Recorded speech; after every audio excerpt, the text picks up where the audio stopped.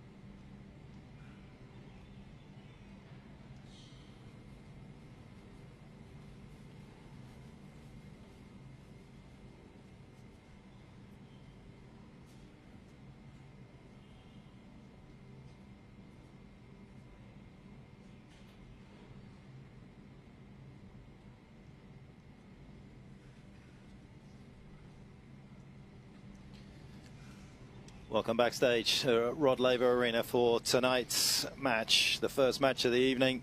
Kecmanovic in front of Carlos Alcaraz. A huge match, a second meeting between these two.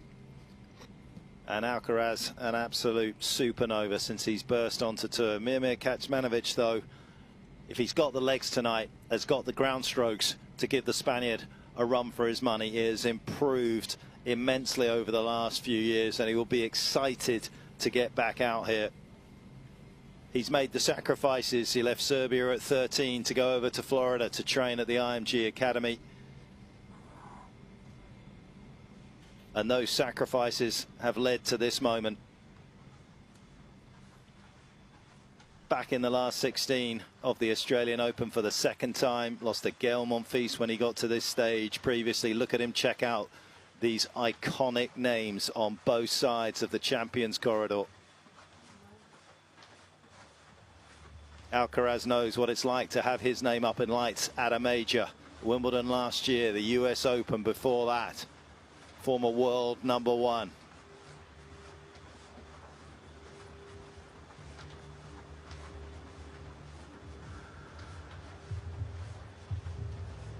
And that might just be Kecmanovic's heartbeat you can hear. Here they come.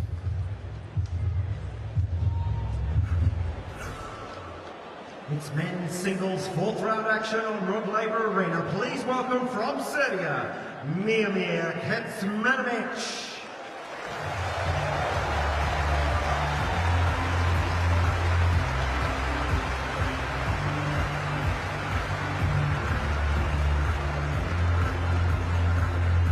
And their opponent, the #2 seed from Spain, Carlos Alcaraz.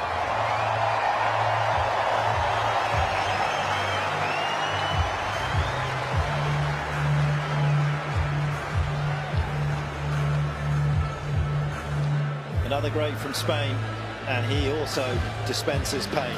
And that is going to be the challenge for Kecmanovic tonight, is how quickly he can go on the front foot and try and diffuse the attacking nature of Alcaraz out here on the Rod Laver Arena. John Fitzgerald, Wally Masseur in place. John, welcome. Another massive night. There's A-listers on the men's tour. We've got quite a few of them, and he is one of those.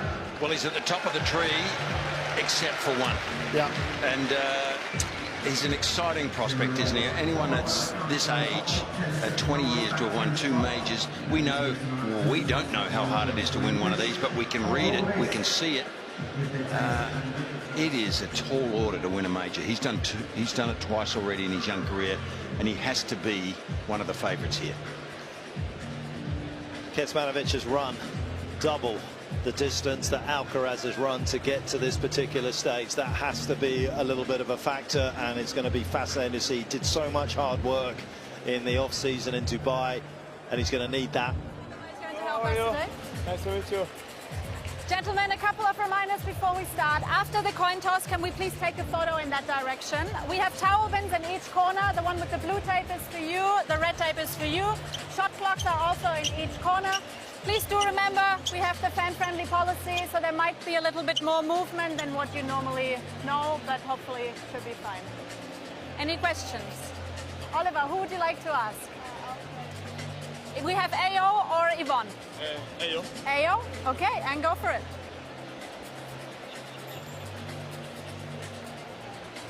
It is Ao. I receive. Receive. And the photo, please. You hold on to that. And the photo is over there. Fitzy talking to A-listers. Wally, you here? Excellent, good job. And if you can... Boys, just quietly, how big is Kecmanovic? Yes. He is built like a second rower in the rugby league that I watch pretty consistently. The guy is solid. He's got legs like a triceratops.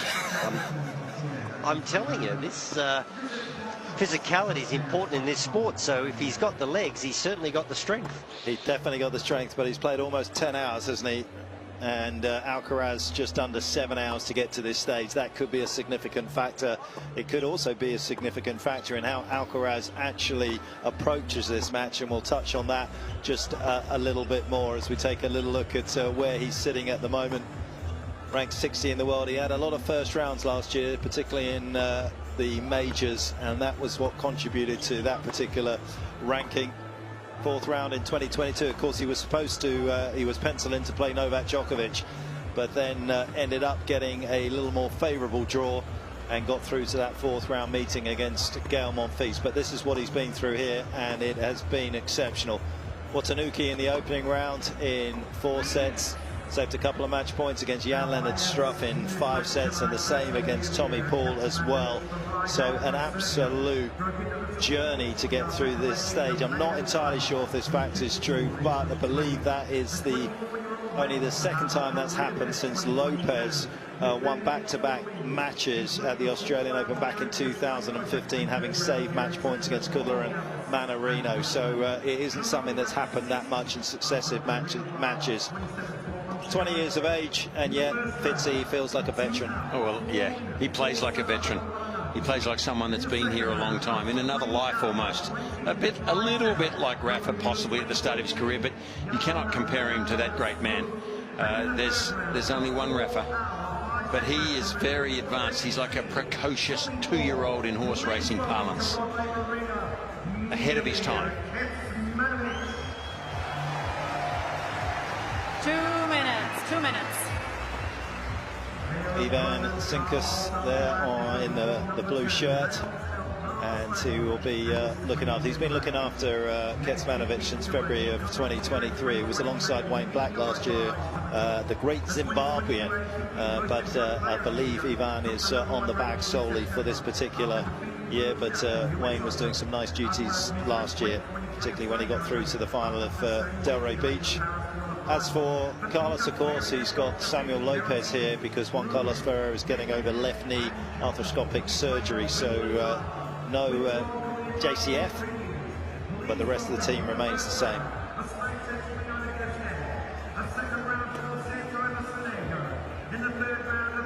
Wally, you've obviously been impressed by Kecmanovic's physique. Have you seen much of him play?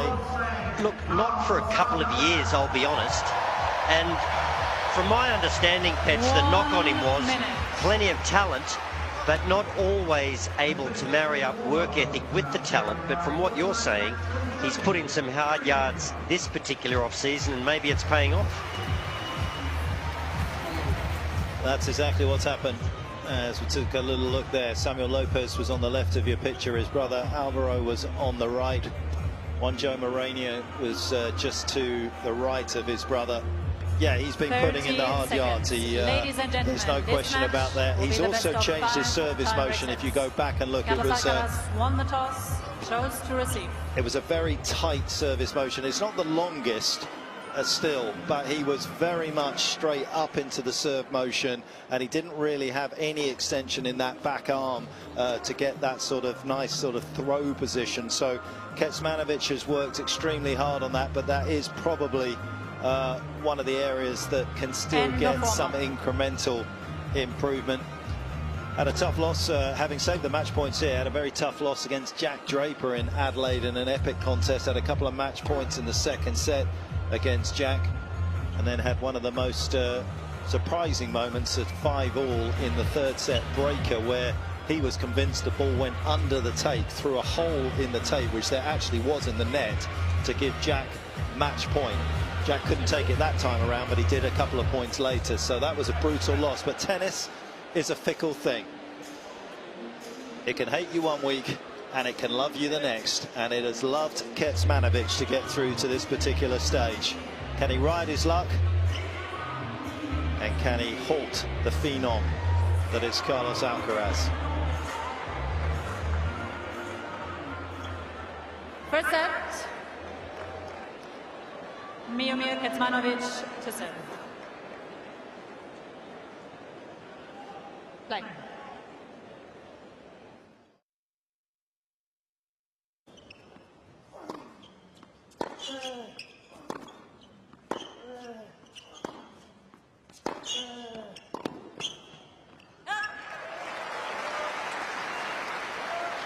Love 15. That was a nice punchy serve from Kecmanovic, 16 Ks above his average. It came back and he ended up losing the point. Ominous.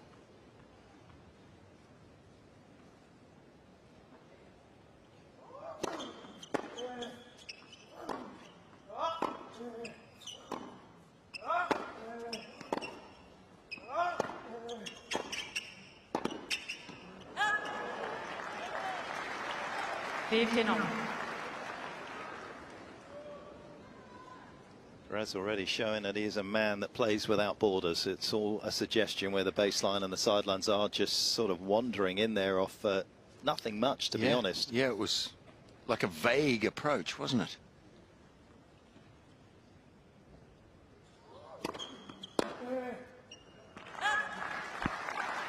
30-15. Last met in Miami, and the one thing that Kecmanovic will notice immediately taking on Alcaraz is there's about a 2-meter difference in terms of where Alcaraz is trying to return this first serve from at the moment. He was way deeper back in South Florida.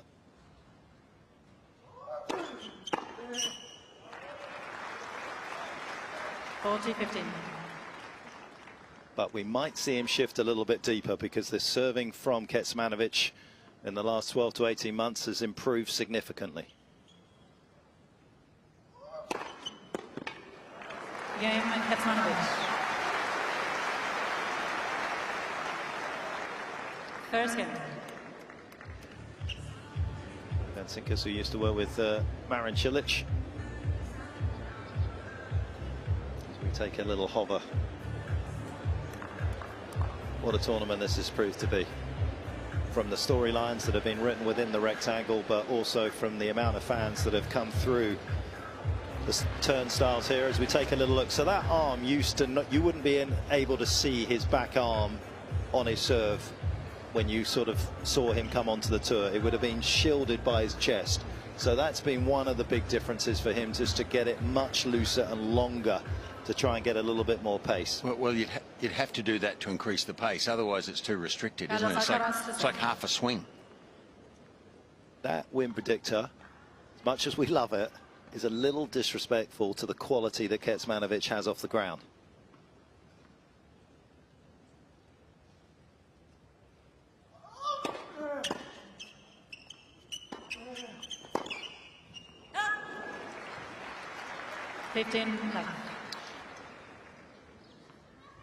Alcaraz quite often goes against what would be my recommendation when you approach, is not to go across court with that forehand and run in, but he puts so much pace and power on that forehand. It's a different beast than what most people do. They like to approach down the line and come in, make the right-hander hopefully chip the ball back for the volley.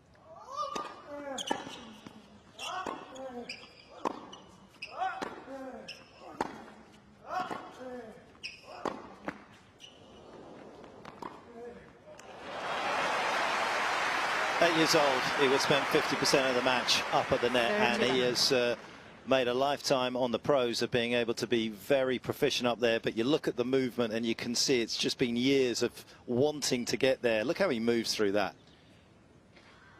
Well, it's explosive without looking so. Weight on the outside leg. Yeah, he's a stallion.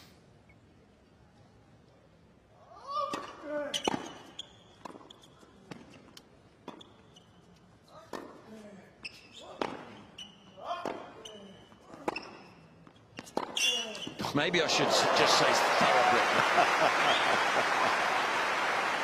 thoroughbred. Samuel Lopez, bottom left with the glasses on, and that is a forehand that nobody can defend against.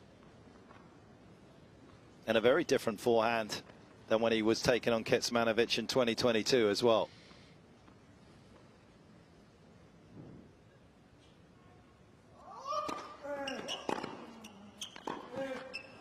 Good return, wasn't it? Yeah, 40-15. I've heard you sing Kecmanovic's praises, Mark, from the back of the court. He beat Tommy Paul from back there, didn't he? Who was a semi-finalist last year.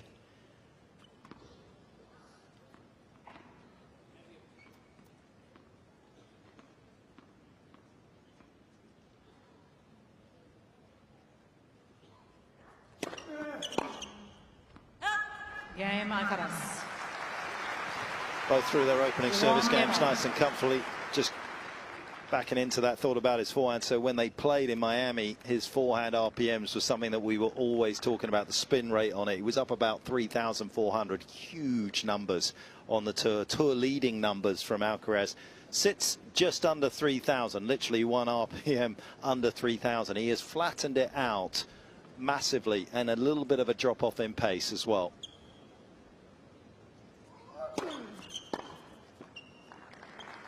You know, it's sort of interesting seeing the movement in the bottom tier of this stadium. The rules have changed this year. The tournament wants to let patrons in rather than keeping them out for 3 games straight at the start. I think it's a good thing, and the players will get used to it. I think. Needs to be a bit of control, though, doesn't there, in the early stages of that? Oh, that's big. That is so big. Wally, you're down close there. You get the real evidence of how hard he hits that ball. It's tough from so high in the stadium where we are, but it's obvious, really. Yeah, he goes through the gears, doesn't he? And the takeaway is very similar. He just gets set, but then he just fires the racket head, delays that wrist, and it catches up quickly. Timing perfect.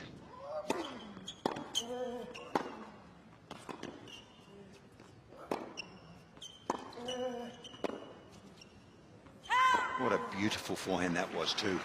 15 It's a subtle difference, but he took his time and deliberately hit that with more spin and more height. Oh, I love that forehand. You know, yes, he can crush the winner, but this one he hits higher. Comes off the racket higher and he loops it deep to give himself time to get in a commanding position.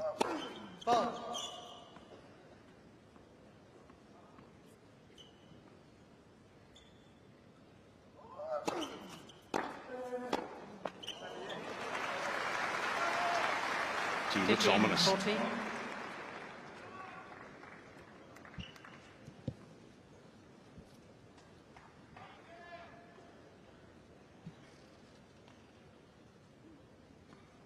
Searching for an early break.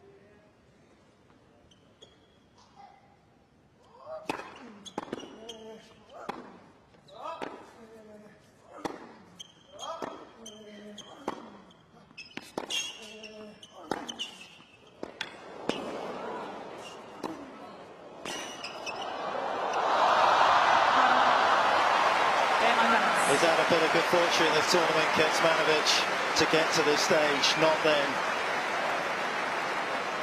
Alcaraz with the luck. 2-1. Leads by 2 games to 1.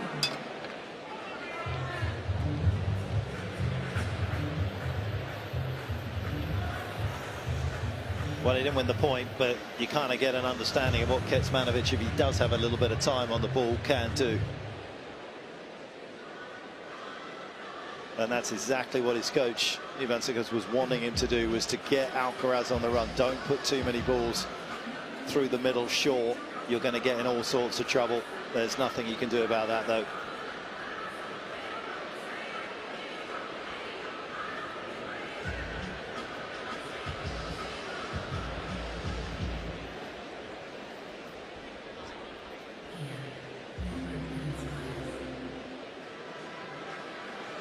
Like a young John Fitzgerald, that. Oh, stop it. No, not a chance. Not a snowball's chance. See the movement. Look how lithe he looks. He's got the power, but then when he gets up and going, his movement looks just lithe and graceful. It's quite a contrast. So he was there for that next one, really, if it had come back. And he got a touch of luck, didn't he? But I was thinking, how many players would have made that luck? Yeah. He, Novak, possibly. You know, Federer back in the day, but it was extraordinary. I thought when he was defending the forehand, that the second to last ball he hit, he was going to dive on the cement. It looked like he was starting to launch himself.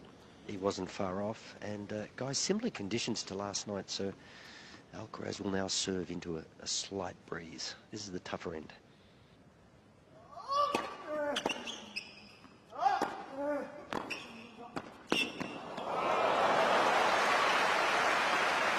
Just beautiful to watch, isn't it? I'm going to be interested to see when Alcaraz brings out the actual drop shot. That was a drop volley, but in Miami he had a 90% success rate with it, and also the fact that Kecmanovic is going to be tired. Will he use that to try and drag a little more fatigue into those legs?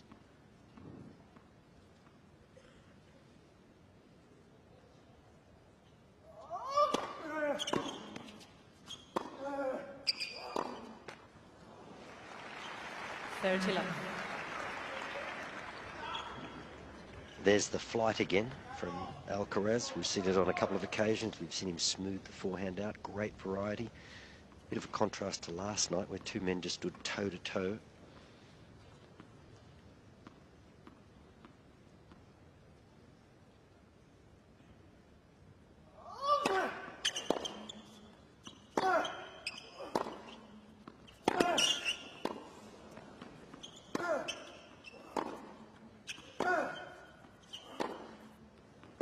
Portillo. And Wally, you're right. That's going to be where the challenge for Kecmanovic. His coach Ivan already talking, because so much of his success comes from the back of the court. Doesn't quite have that fluidity that Alcaraz has to finish at the net when he needs to change things up.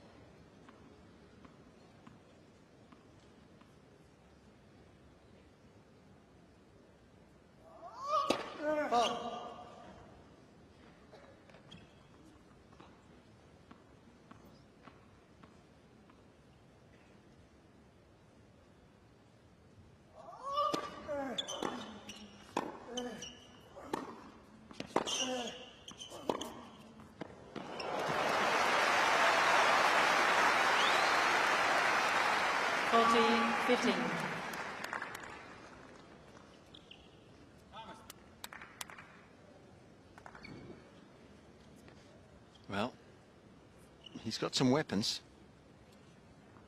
He picked the right ball there to go after and executed beautifully.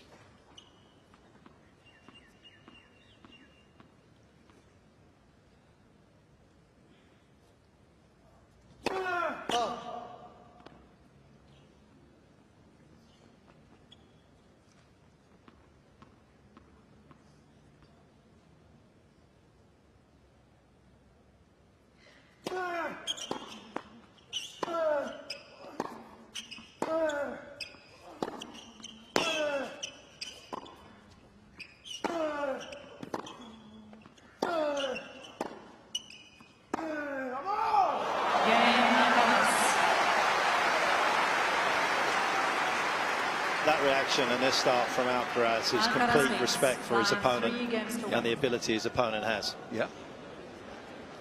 Yeah, he's up for it, isn't he?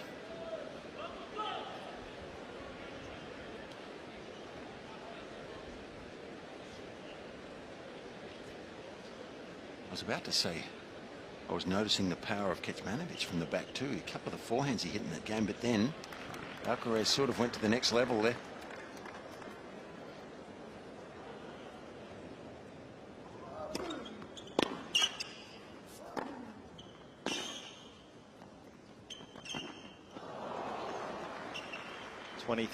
Out of 28 drop shots attempted at the Australian Open this year. Successful for Alcaraz. Big part of his repertoire. Just so interesting for me to sit here and watch this. It's like total tennis. I've seen a bit of everything already from Alcaraz in 4 games.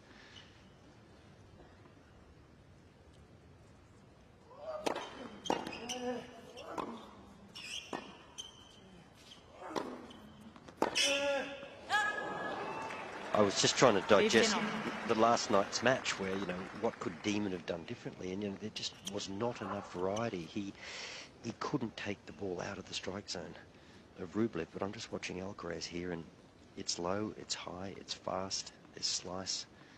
The variety is incredible. Left for serve.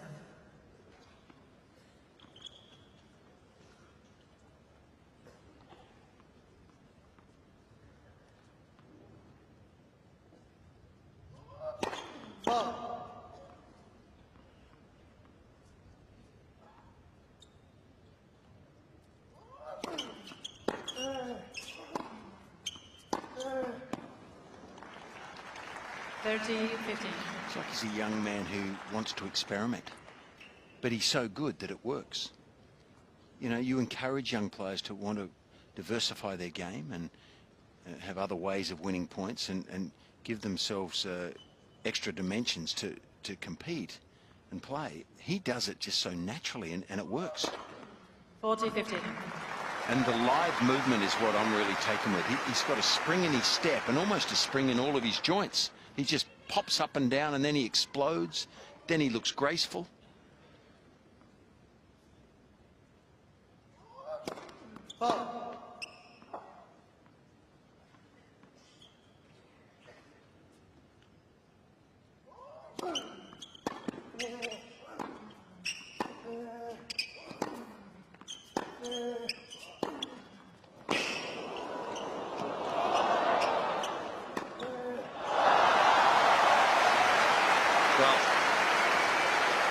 Who of the three of us should talk about the superlatives there? 40-30. Because that was a good approach, Wally.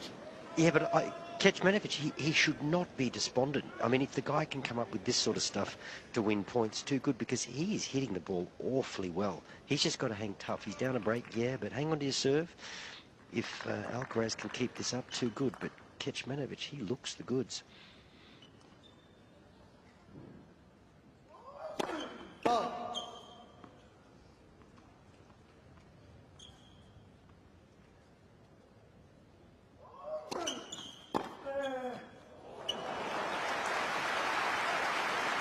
Yes.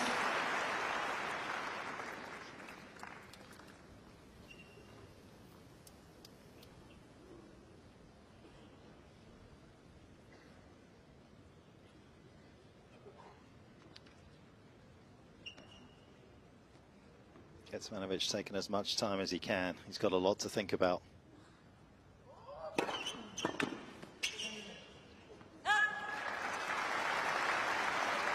Advantage, Kecmanovic. Now, even that serve, 206, close to the line. Alcaraz is quicker than most. The first step and the anticipation is better than most. He was there. He had his full face of the racket on that.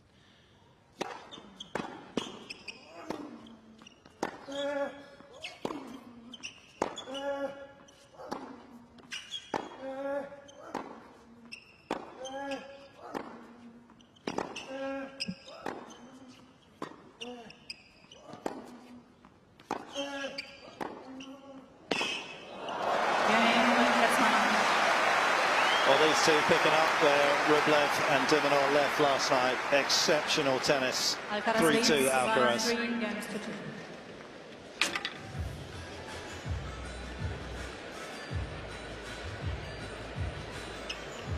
And after that onslaught that he's had to kind of bravely fight early on here, Kecmanovic, he's shown everyone just a little bit of what he's all about. Interestingly enough here, Wally, as well, you obviously can see how hard Kecmanovic hits the ball. Came into this match hitting a faster forehand than Alcaraz. I don't know if many people that watch tennis would think that coming into this. Everyone talks about Alcaraz's strengths, but he's hit a harder forehand and he's hitting it harder than Alcaraz out there tonight at the moment. It's impressive, isn't it, courtside? Oh yeah, this guy's a ball. I was really surprised. I've not seen him, as I say, I've not seen him play for a couple of years. But Petch, I cast my mind back to some big upsets, and I'm not saying we're looking at a big upset tonight, but if you want to beat big players in the big events, think of Soderling v Nadal, think of what Stan's been able to achieve. Being a power pack does not hurt. Being able to stand up to the physicality of Alcaraz will not hurt.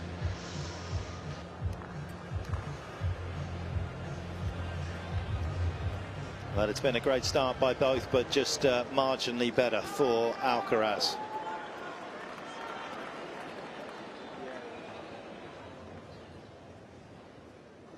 The rising star in the setting sun of Melbourne.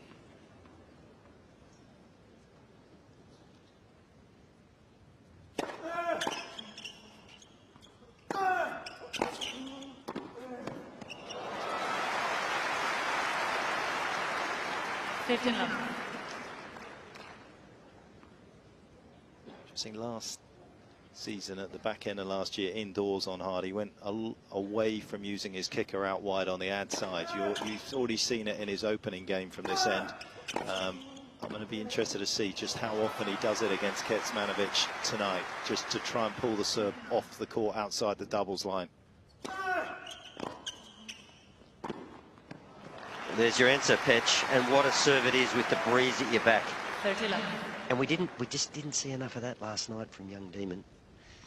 This is the total tennis you have to employ these days if you want to be the very best.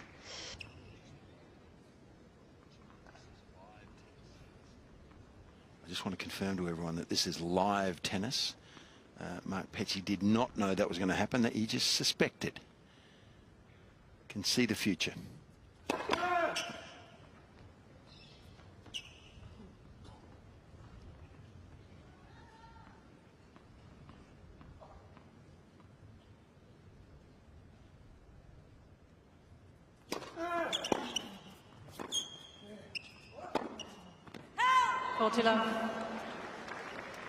He is dangerous though, isn't he, Kecmanovic? He can hit the the ball. Gee, he may not have the versatility that this young Grand Slam champion has down the other end. Not yet anyway, but from the back of the court, goodness, he's pretty scary.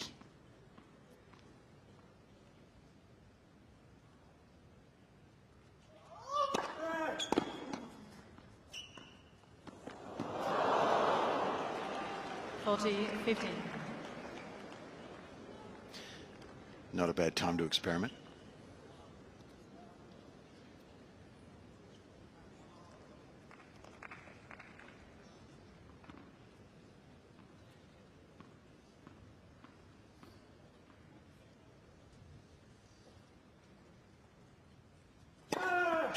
Game, Alcaraz. Scary thing, as successful as he's been, and he's been more successful at this stage than a lot of players in terms of wins on the board. By the time they're 20, he's still got room to grow with his serve. Doesn't always hit the spots quite as well on the due side as he just did there.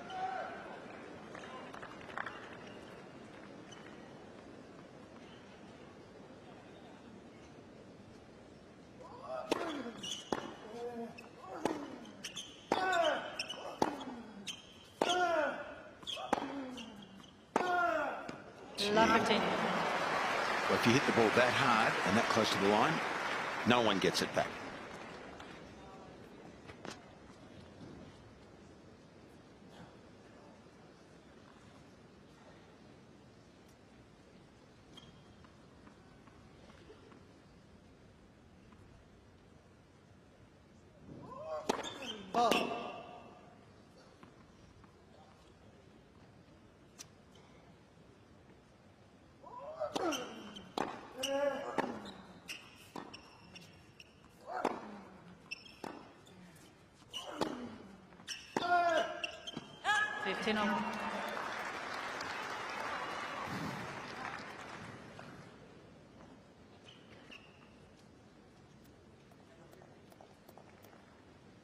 As good as Kecmanovic is, he's yet to be a top 5 player in the world when he's squared up against them. He's lost all 8 meetings.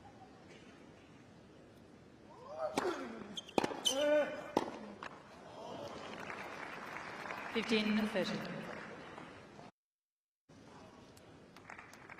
was on a run of 11 straight losses against top tenors. He'd beaten Felix Auger-Aliassime in Miami in 2022, picked up a win against Holger Rune late last year in Stockholm, who was a top tenor. He has struggled against the elite.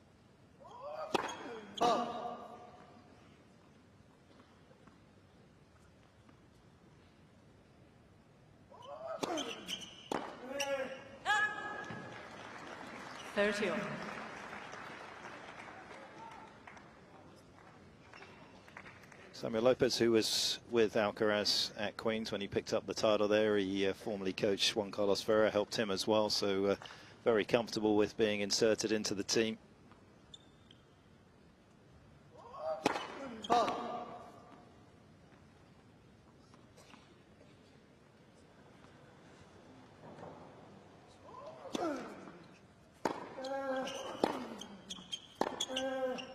Well, that's not a bad shot after the previous shot that we just saw.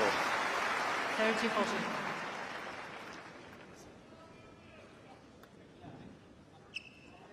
Again, look at this.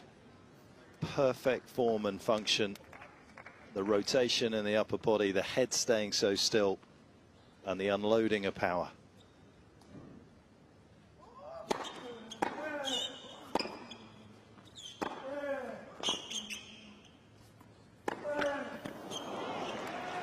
Use.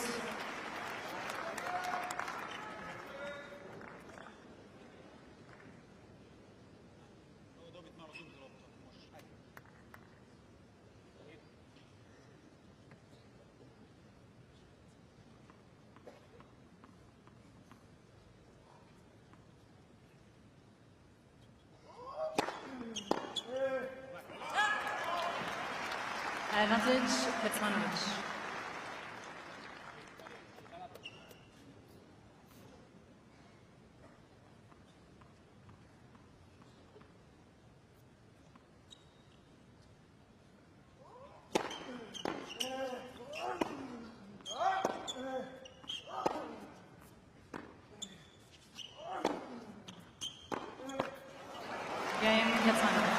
Another fabulous effort from Kecmanovic to keep himself in the conversation in this opening set.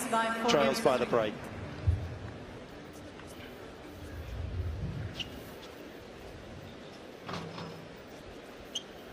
Always an interesting time, isn't it, as you're kind of looking at through the window panes, well, trying to look through the window panes of these players' minds, wondering what they're thinking at this particular stage. Kecmanovic, who's a world-class player in his own right, Fitzy right now will be feeling as though he is very much second best out here in terms of how these points are developing.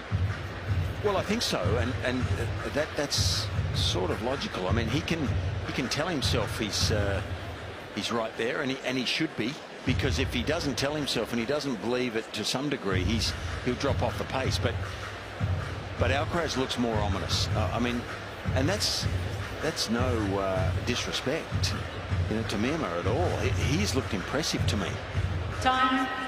But he's special, this young guy from Spain, and a different league to most of the young players of his vintage.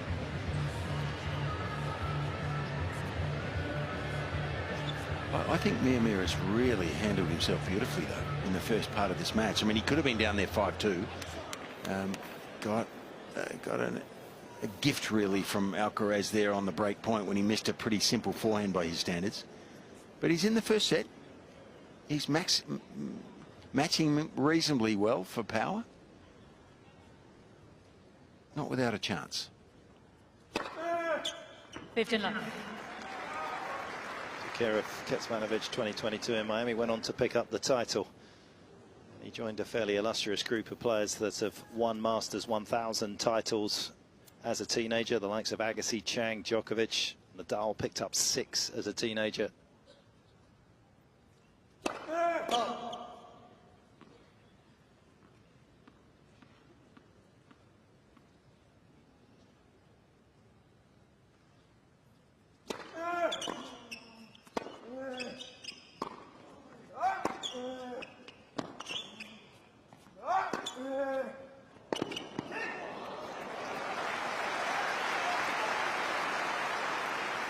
It's a slight delay, isn't it, before the deadly hit that comes your way.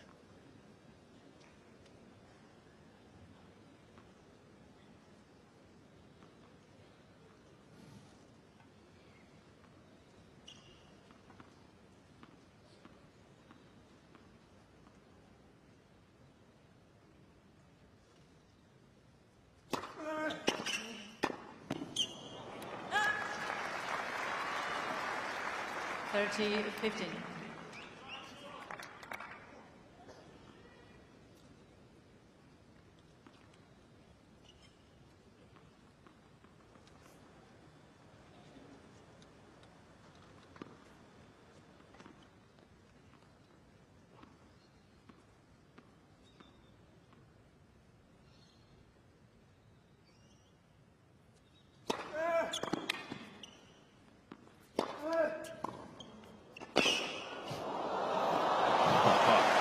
Well, the approach gave Kecmanovic a chance, didn't it? 40, but he was good enough to get out of jail there, Alcaraz.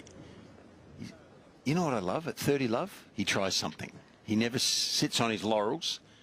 He served wide and came in, lost a point at 30 love. Always experimenting and expanding his potential. Ballet comes to the tennis court.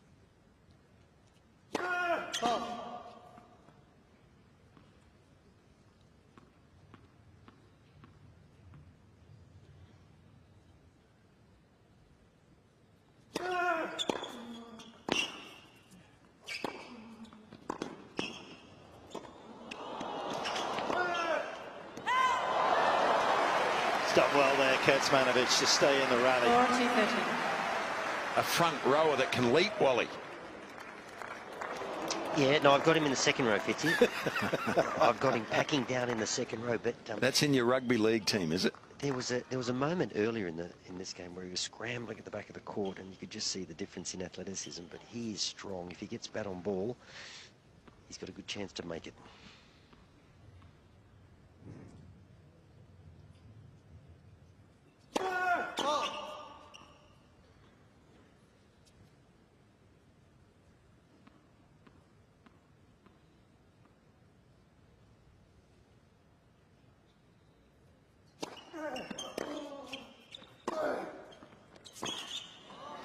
Game, Alcaraz. There's a huge difference right there. Kecmanovic is a big man when he's at full stretch. He just doesn't have that litheness, that agility that you're talking about, Fitzy, but there's probably only one other guy on tour right now that does.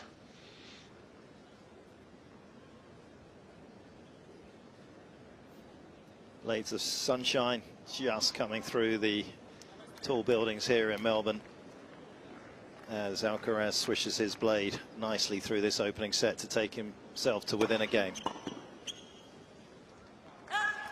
Kecmanovic, who won in Kitzbühel on the clay at a little bit of altitude in 2020, almost won the year before in Antalya in Turkey on the grass, had a championship point.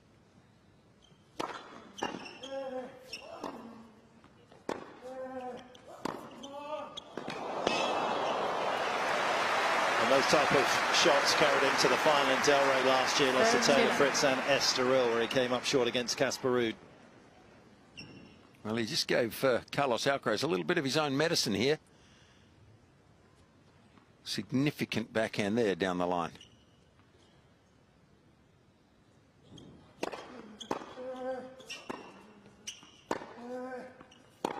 Oh, my goodness. Is that the fastest one we've seen tonight? I think it is, Wally. I didn't see it, Fitzy. What just happened? Oh, my goodness. They tell me you've got to have a strong base in tennis to generate power. This man has a base like no other.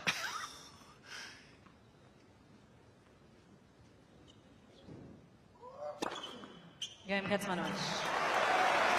And there's the icing on the cake. Serve onto the line. Just the one game behind, as he has been for the majority of this set. Alcaraz will serve for it.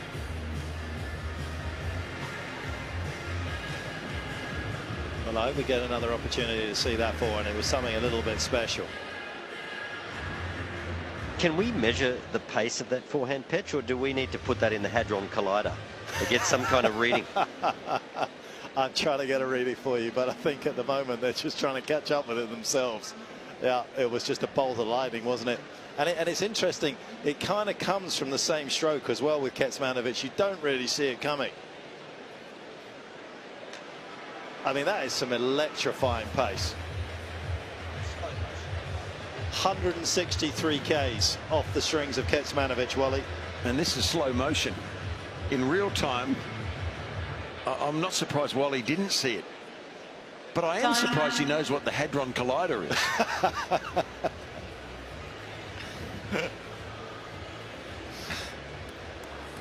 That was entertaining.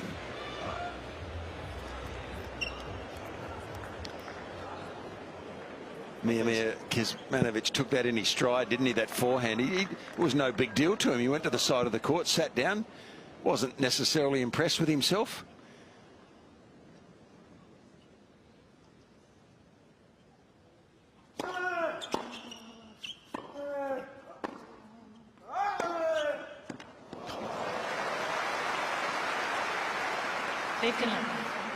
What a collection of forehands. Neither of these two have used up all their powder in this opening set. Alcaraz looking to ice it here.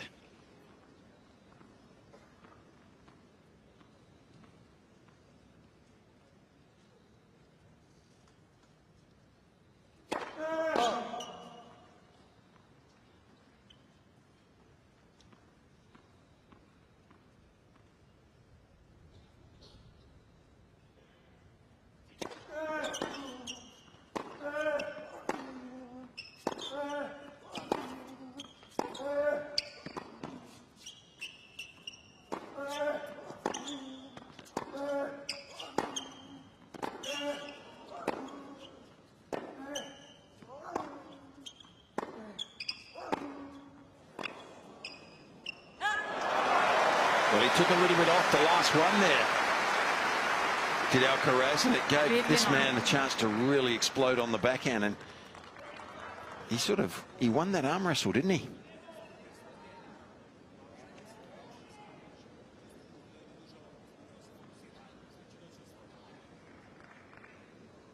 Won the prestigious Orange Bowl junior title back in 2015, beat Tsitsipas in a third set breaker. Finished 2016 as the world junior #1.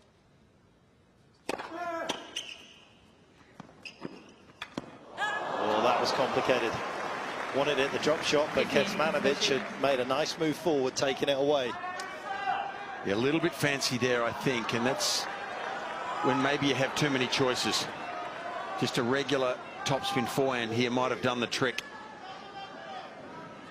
He ended up with the wrong grip and did try to play the topspin forehand.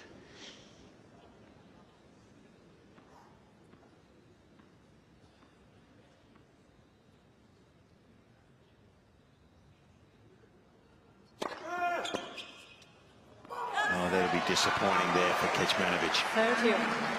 Doesn't react too badly. It was Alcaraz, you heard the yell from there. But a missed opportunity here.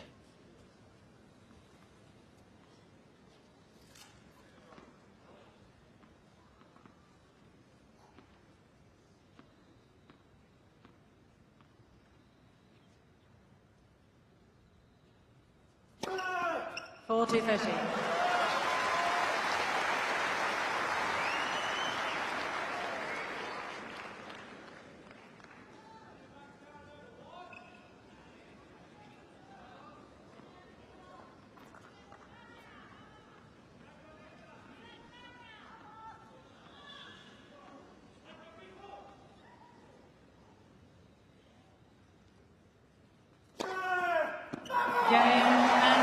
Huge balance and a couple of huge serves from Alcaraz to keep Kecmanovic at bay late on in that opening set.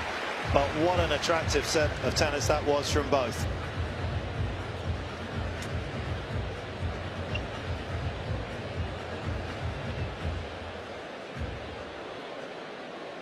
And there was enough in that opening set from the Serbian just to have enough shots across the bow of Alcaraz there for him not to get complacent at any stage as we take a little roll through some of the big numbers. Second serve points one, obviously a big one there for Kecmanovic. Fitzy.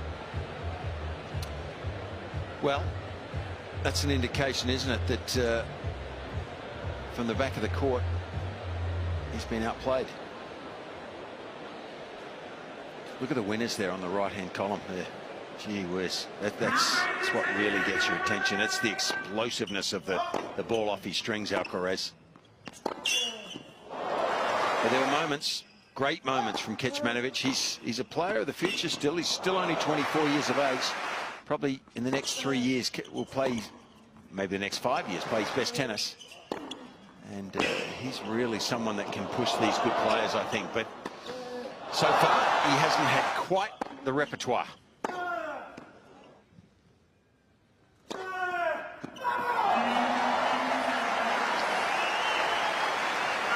Last serve so important, the one out wide, because he gives you the kick at toss and then slips it down the middle. That was one thing that was noticeable in his performances indoors late last year.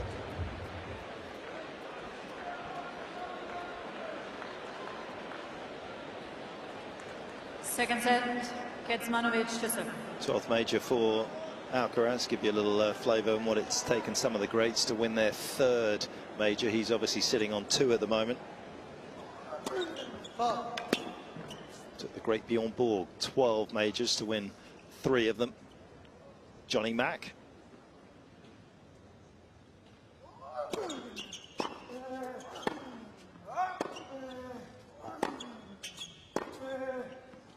Connors took a dozen as well. Rafa took 13. Mats Wilander, who was an extraordinary teenager, 13. I won't roll down the whole list, but I will get to the bottom of the one that I have. Novak Djokovic took 27 majors to pick up his third one. I don't think he minds now. 30-11.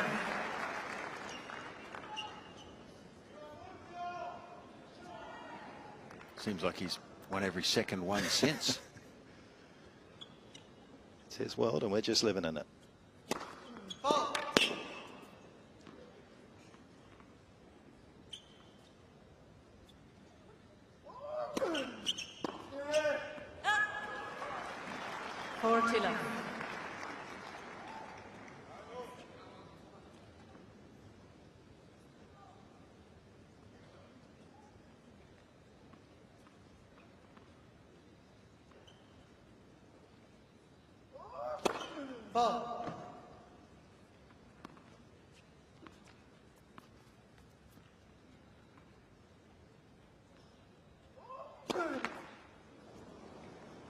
40-15. It's funny, Pet, you talk about the serve of Kecmanovic.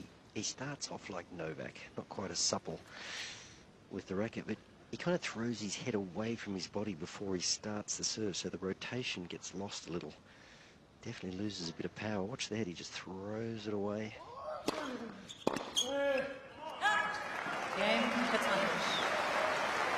First game, second set. He's so strong, though. He's still hitting the first serve over 200. Oh, he's a bull. He's an absolute bull. But it's interesting. He doesn't really rotate under the ball. You can see he almost gets himself in that kick serve position, but there's no real shoulder rotation.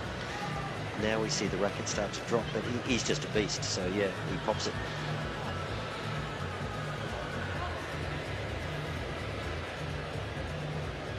You think that's fixable, Wally? Yeah, I do. It's just an unusual movement with the head, isn't it, as he starts to serve. I mean, it's really about working your body under the ball, isn't it? Look at Brian Shelton, how he works his body under the ball, and he only lands just inside the baseline. All the power is up and over.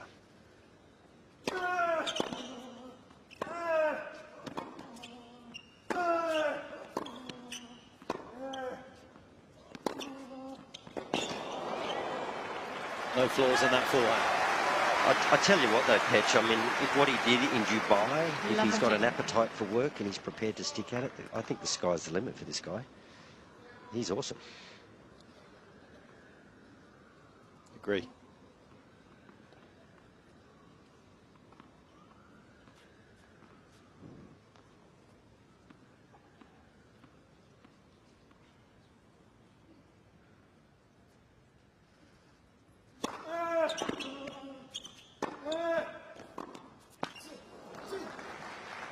Kecmanovic.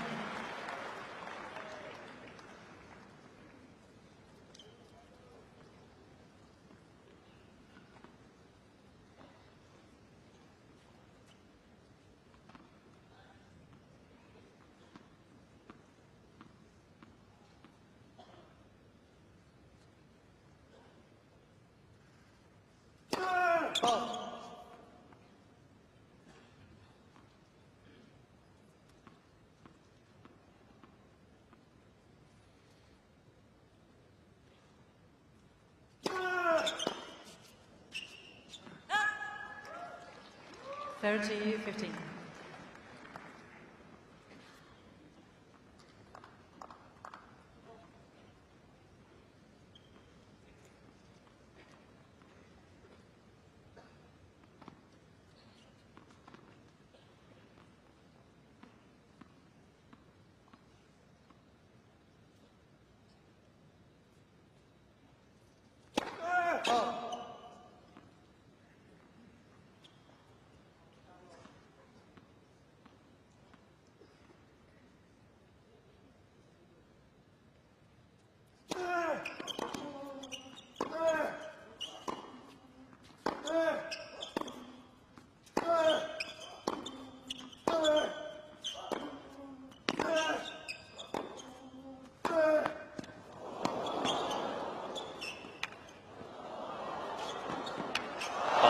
Response.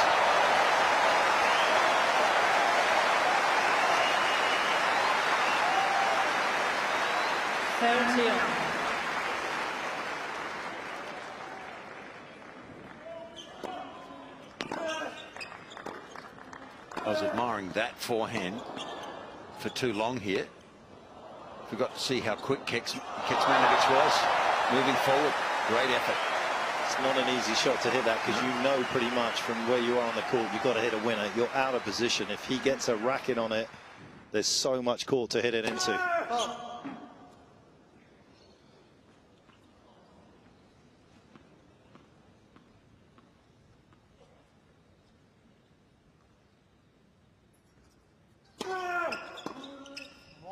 Twice this game, though. He's given away a free one there. I wonder what caused that. I mean, he maybe just got a bit too close to the first one, but gee, you can see the anguish there on the coaches.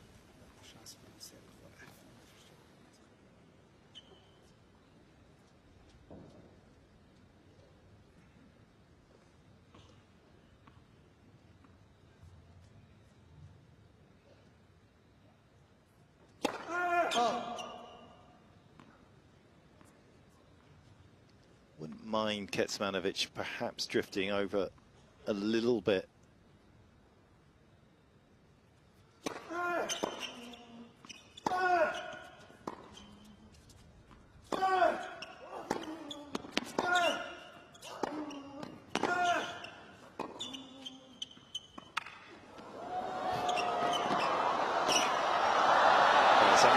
Absolutely startlingly good pickup from Kecmanovic.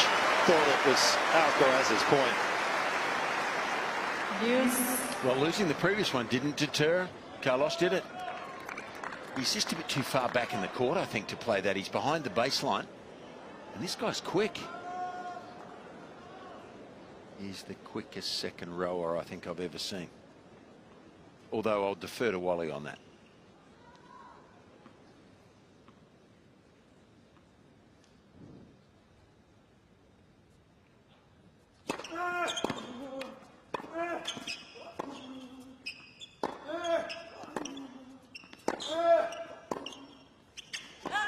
Maybe I'll clarify that, Wally, and say on a tennis court. Good wheels to those two drop shots. I've seen him a couple of times laterally just look, you know, to lunge and be a little bit awkward, but gee, he moved well forward twice, and then to control the racket face the way he did. Good skills from a big man.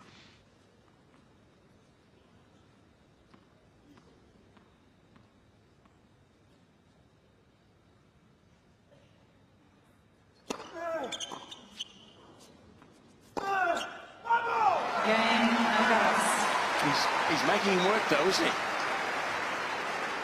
Yeah, he's having to think his way through his service games there. That was an off-pace kind of serve into the body that Kecmanovic really didn't see coming at all. One of the rare times, as you can see, he just got jammed himself. What I was going to say, just circling back to the thought I had, a couple of times it feels like the kick serve primarily is coming into his backhand, Kecmanovic, because he's up on the baseline. He's getting caught a little bit late with it to the side of him, and he's not able to get behind the ball and drive in. He might just want to open up the forehand side a bit.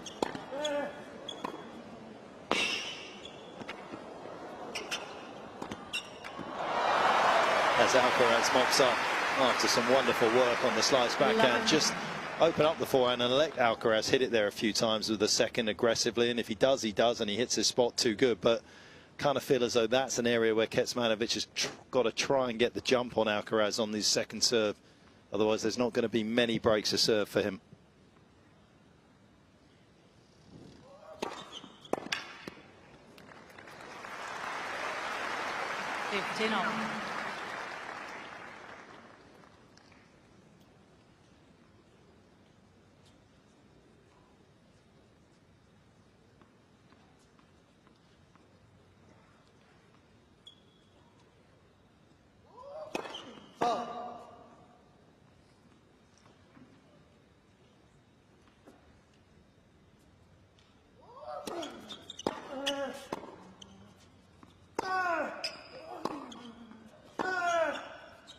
$30-15.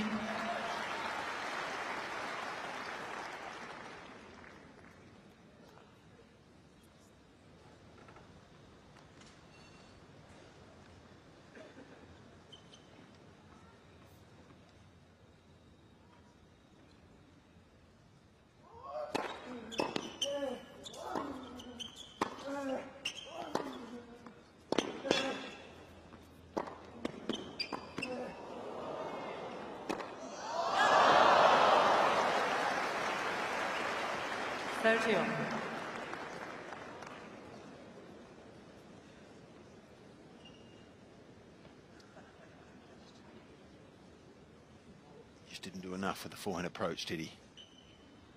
Decelerated there. It was the first time I think we've seen him do it in a while, and you can't give Alcaraz too many chances there. Needed to put that ball away.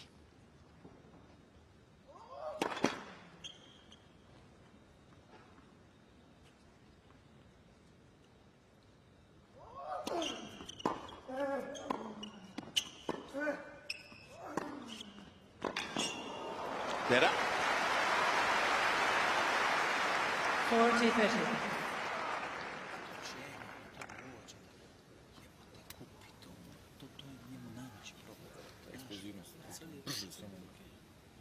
Well,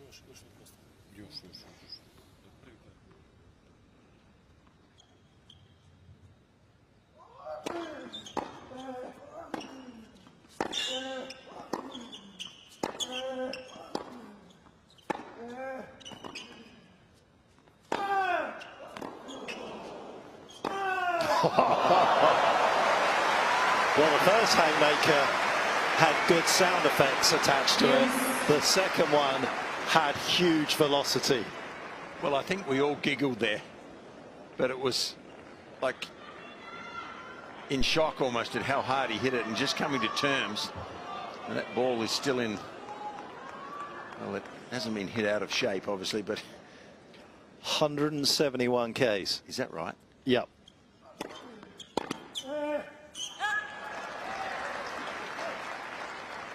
Advantage. You need flexibility, almost to be. You almost need to be triple jointed, don't you, to get that sort of racket head speed?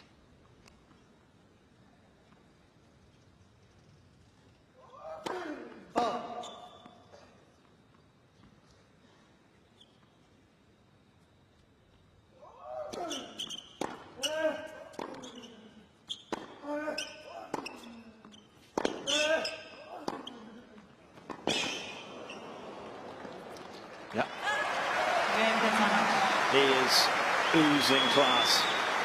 2-1 Kecmanovic, second set. Kecmanovic leads by 2 games to 1.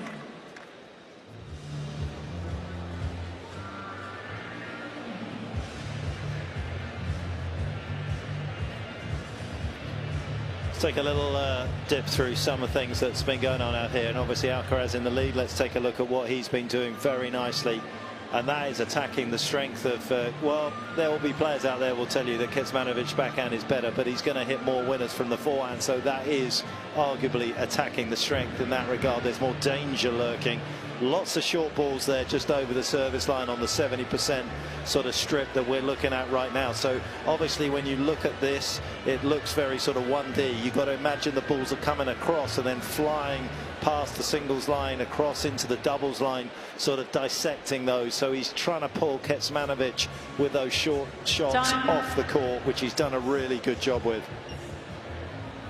He does have to be a little careful there, though, because Kecmanovic has shown us that his forehand down the line is one of his favourite weapons.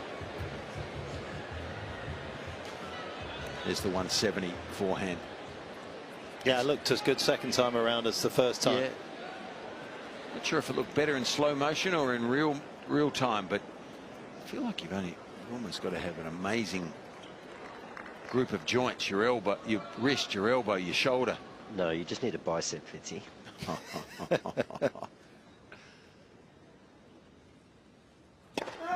15 love.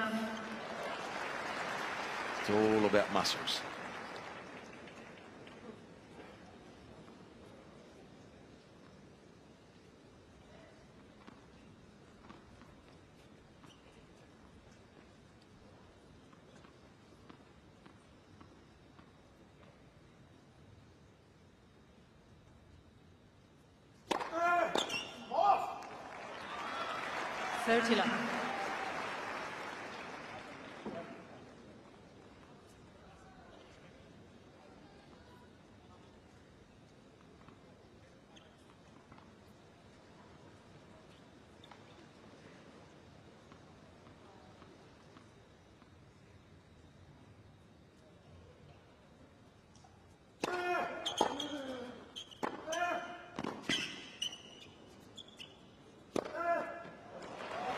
How confident is he, though? I mean, that is not an easy smash. 40 love.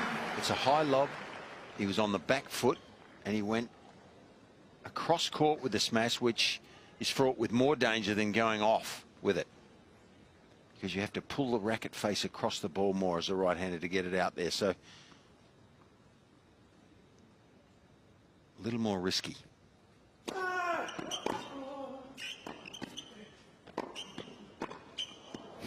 Game Alcaraz. That's just beautiful, isn't it? 2 games on. You don't see him as a chip and charge sort of guy or a slicer of the backhand to approach. But when he approaches, he hits it within half a metre of the baseline. And it looked like he did it in his sleep, didn't it? Knocked the volley off easily. He's just a complete player.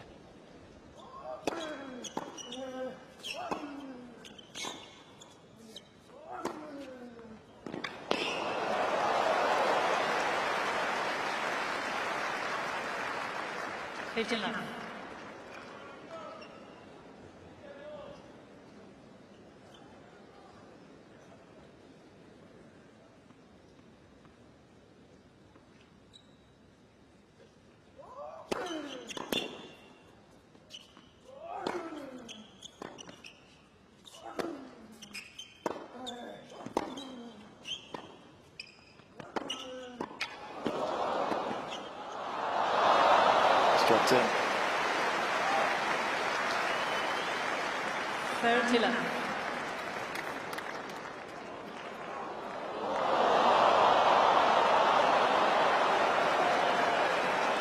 That's just as he meant it.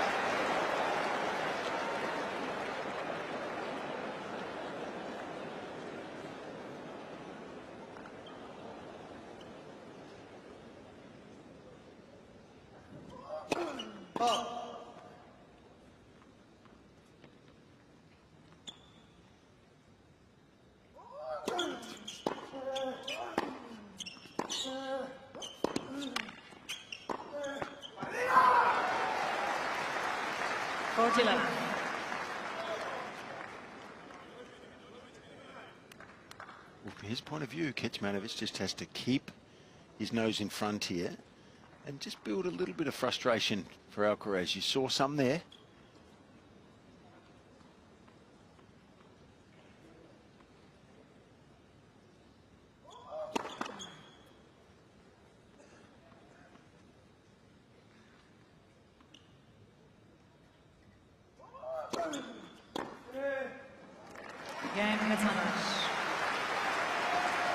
Well, it was a hole to love, but it certainly wasn't easy for Kecmanovic. But he's moving in the right direction here in the second set, 3-2.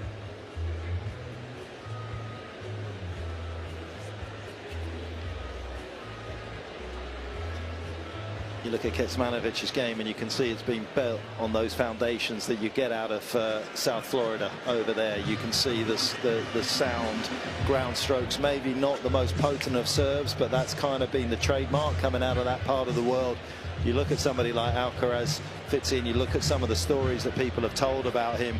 When he was 5 years old, he went to his first tournament, and basically it was the first time they played with normal tennis balls rather than depressurized balls, and every time the ball bounced it was go over his head. So the coach that took him to this tournament said within just one set, Alcaraz had moved inside the baseline, would literally volley everything and then follow it into the net. He almost won the match, almost turned it around, but his mind was already working out different ways to beat people. Sneaky little guy. Maybe just extremely smart.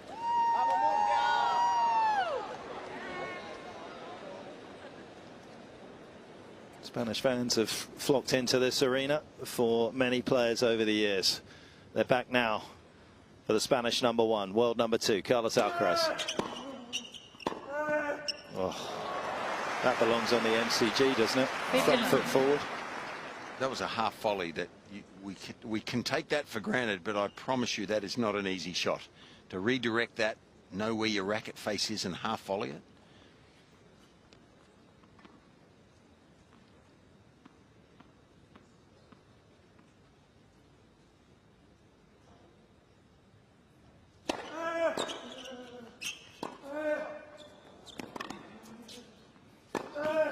Don't you love his variety?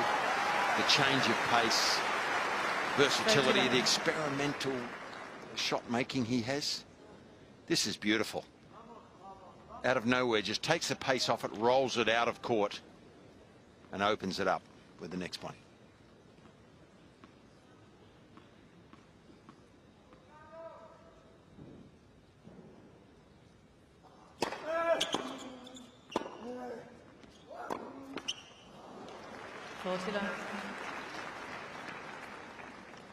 It's such a rare combination, isn't it, Fitzy? You saw that little roll backhand. We've seen the drop shots, the slice. You've got all this artistry in touch and then the brutality. Federer had the artistry and the touch, not quite that top-end power.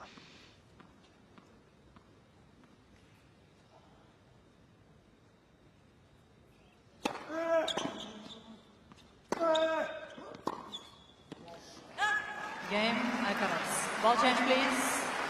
New ball. Well, he might have to be a little careful there, comparing him with a great man.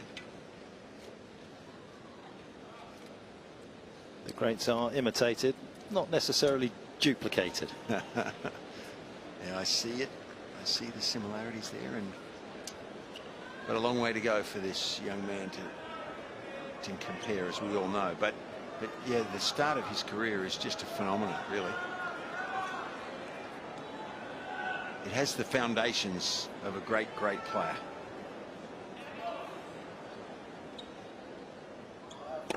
Oh.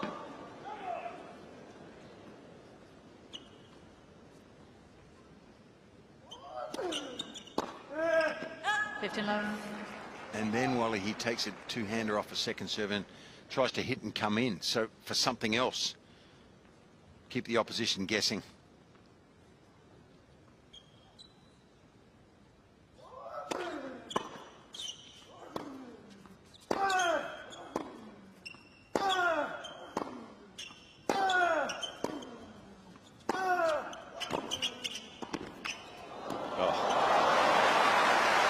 The delta between the absolute dynamite on the forehand side and then the deft touch on the volley was absolutely sumptuous.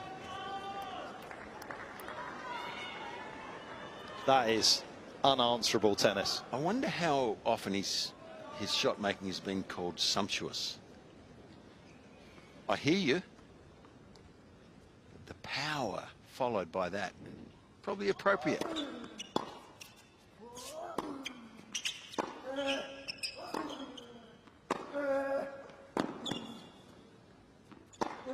Oh, goodness.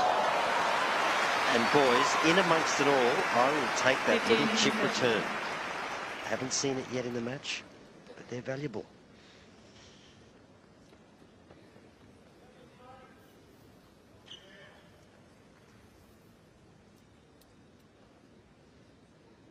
He makes extraordinary shots look normal.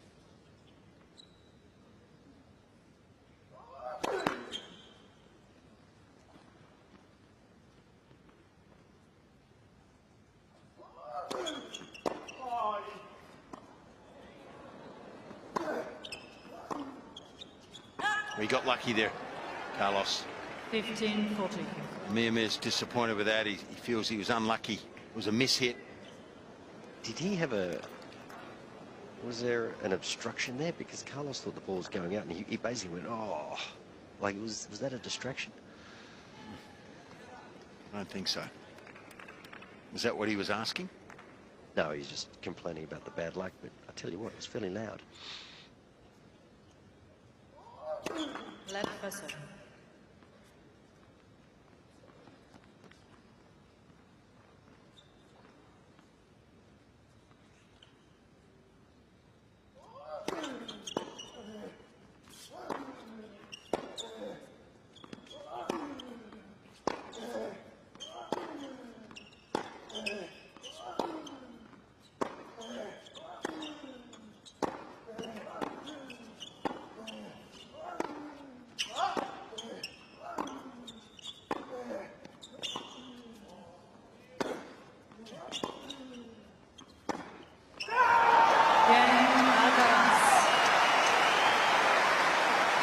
Kecmanovic blindsided by the absolute brilliance from Alcaraz, who breaks free in the second set, 4-3.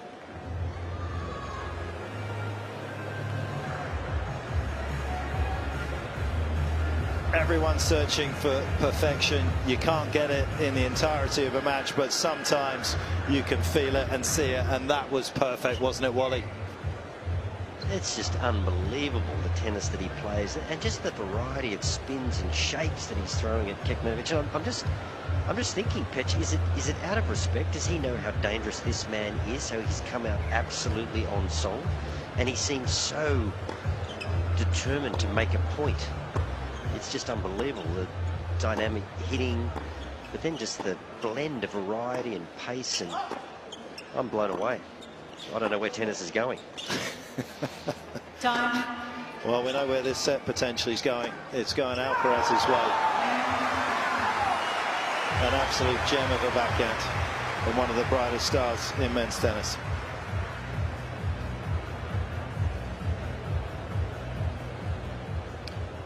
Well, it's a rare thing for someone to applaud in the commentary box, but I was just guilty of it. That previous point from this young man was quite extraordinary.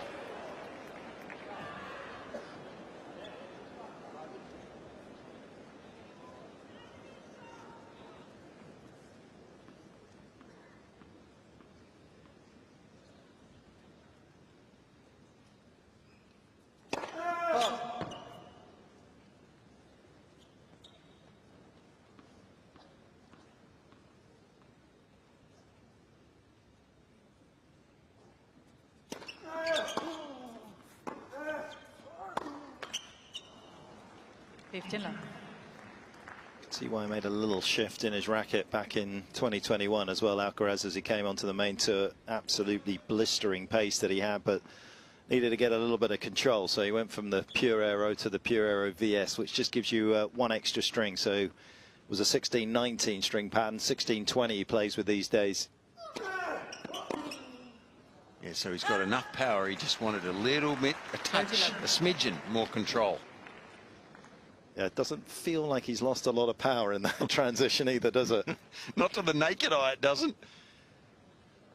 Gee, that's been a good serve for him too, hasn't it? Yeah. The three-quarter kicker, he gets it above shoulder height, so it's out of the strike zone. Done it on second serve. Good change up there.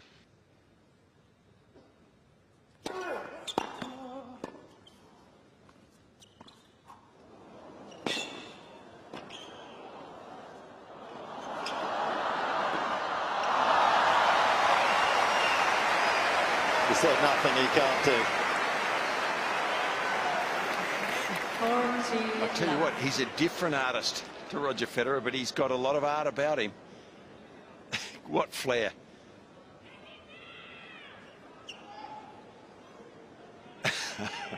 He just held the ball, waited for the opposition to move. Clever.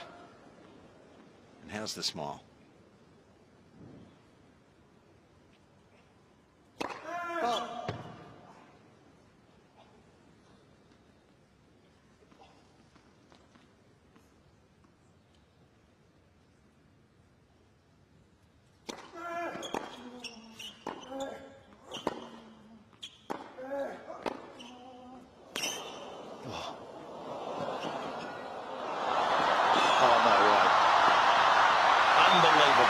Doesn't get any better than this.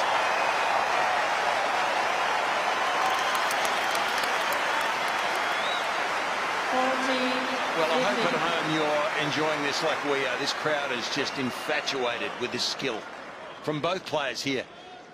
How was that shot? That shot there was unbelievable. At full stretch, he played a controlled drop shot.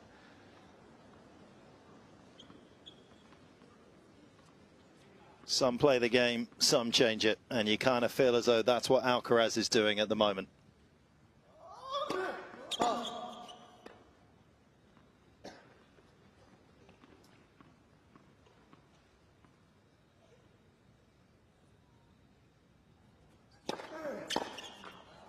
Game, Alcaraz. Petch, he's playing shots that Fitz at his very best could not pull off, I'm telling you. I'm not even sure Fitzy thought about the shots, let alone pulled them off, Ollie. It's time for reducing the silliness. This is some of the best tennis you'd ever see right now. I mean, when the great ones start doing this, you just stop and admire.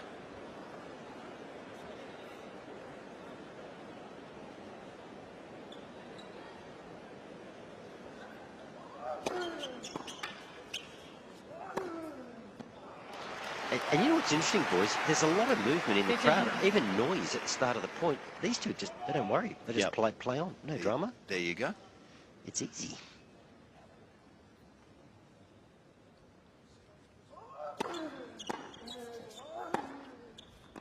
Yeah, the feedback from the fans has been astonishingly good for Tennis Australia in terms of implementing this new rule. The players, to be honest, for the most part, have got on with it, and actually it hasn't bothered them at all. But from the fans' perspective, their day out here has increased in terms of happiness and pleasure exponentially.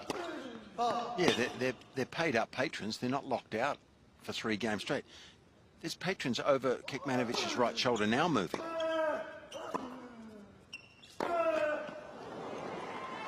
There's people still finding their seats, but no one cares. Play on. Good for these two guys, I say. Well done.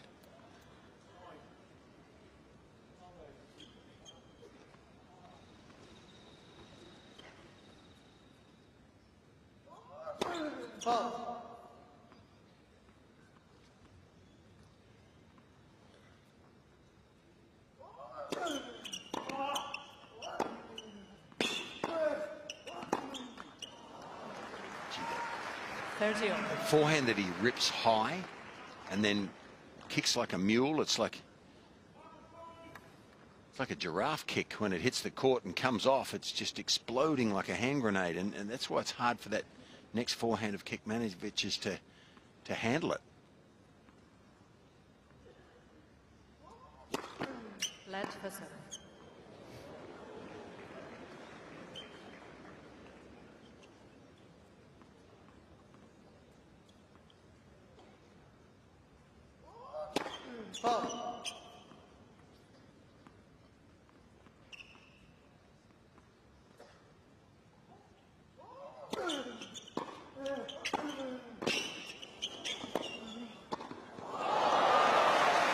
Just awesome. I mean, yeah, I'm in awe watching this. This is some of the best stuff you could ever see. The variety, the skill. Hey, Fitzy, when you come into volley, you got to want the volley and you got to go after it. How was that first volley? Like, he attacked it. Is he the best volleyer in the world right now outside of Novak?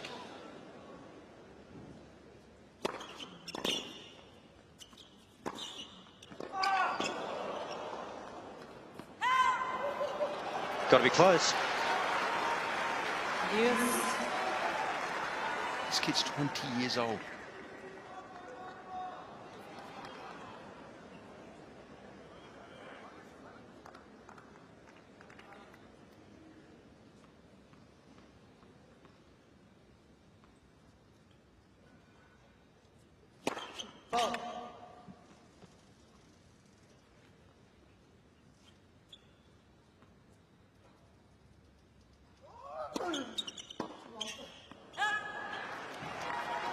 Advantage, Kecmanovic is doing a great job here of staying here, just waiting for any potential dip, and he's having to play lights out tennis to do so. But one thing he has done, he has applied himself magnificently tonight.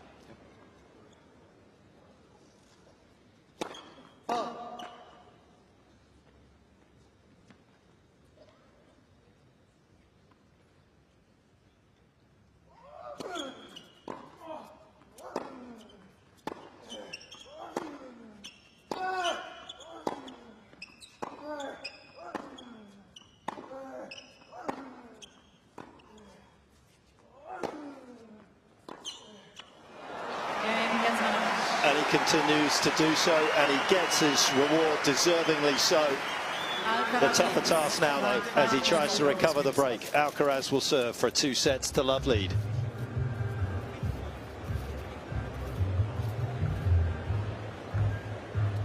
And I know you love your boxing, Wally, and I tell you what, other players out there would have taken a few of these gut punches and perhaps rolled over. Not Kecmanovic tonight. No, well, he's physically strong. He's got game. You know, he's got really well-produced shots, and it takes something special to break him down. But that's what we've seen tonight from Alcaraz. We've seen just the dynamic power, the one shot that can take the point, or we've seen the combinations. You know, the slice coming in, taking time away. But I'm very, very impressed with Kecmanovic. Maybe a little top-end power and serve would help him, but outside of that, his game seems in order. He's not too keen to come to the net, but very, very solid from the back of the court. Yeah, and I think, Fitzy, that's probably what he's just said. Not too keen to come into net is the big differential, the big separator. Yeah, I think the top end skill set too. I mean, there is still a gap there, but I'm with Wally. I'm impressed with him. He can go places, this young kid. We know one of them is. 5 years ago, there was a Sona pip about what a special talent this man was, and he has surfaced, and he surfaced fast, and he has caught everybody's attention. Already twice a major winner. Alcaraz serving for a 2-sets-to-love lead.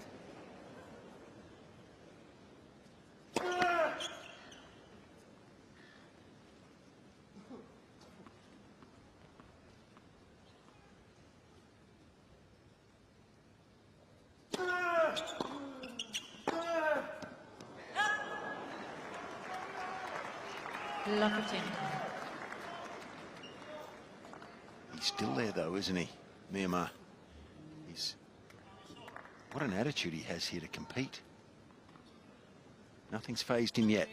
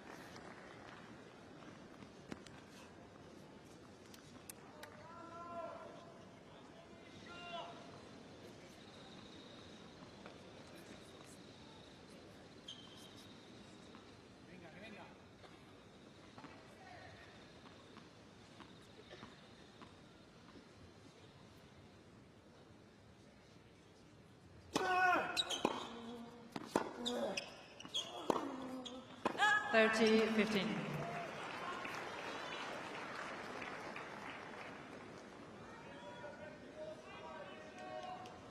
Not easy to play your best tennis when the pressure is at its most maximum, and that was the case there for Kecmanovic.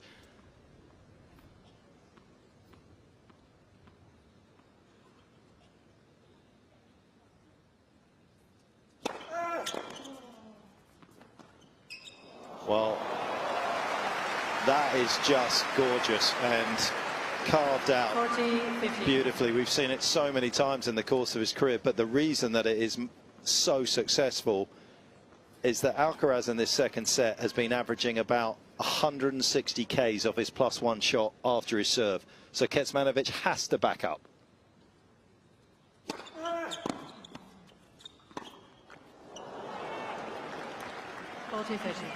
And that's about the only way you can keep his forehand quiet at the moment.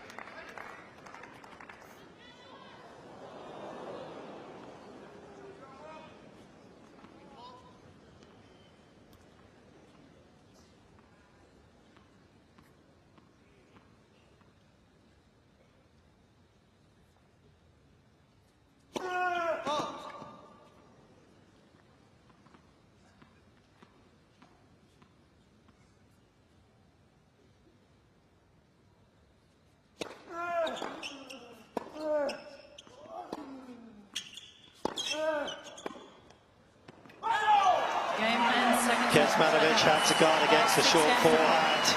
He was just a little bit off centre, and Alcaraz laces another one to the baseline of the serve, and in doing so grabs the second set.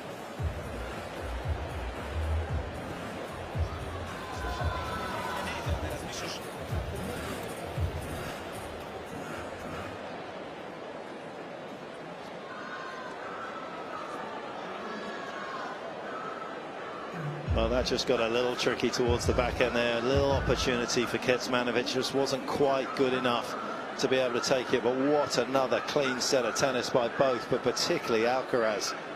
This swashbuckling style, this fearless nature that he has, and he's only coughed up 7 unforced errors in the process. scoreline looks better than that does. This second set summary really looks more one-sided towards Alcaraz. You've got to give Kecmanovic credit for staying with him. I know it's 4-4, 2 sets, but Alcaraz has been just unbelievable in this second set, and give the serve credit. He's still there. I thought even in the last game, if he'd got ahead, he might have still been able to extend this set. But wow, this is some tennis right here we're seeing. And you can see there, look at how far Kecmanovic was off to try and guard against the cross-court forehand. Ended up having to play a very awkward two-handed backhand from the forehand side. Brilliant awareness from Alcaraz. Yeah. You know what's beautiful about this, Mark? We're an hour and 22 minutes into this. We're down 2 sets. They're ignoring the stop clock. They're playing continually. This is just what tennis should be.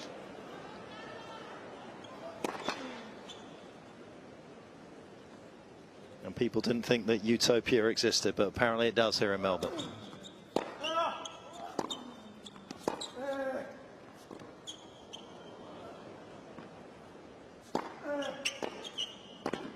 Well, he made a mistake, didn't he? He thought that ball was going out.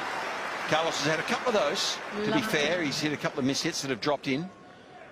But yeah, they're playing continuously. The shot clock's never a problem. I had to laugh. One of the players said, I don't walk around in their workplace. Why do they walk around in mine? And I thought, well, if they don't come to your workplace, you've got no work, buddy.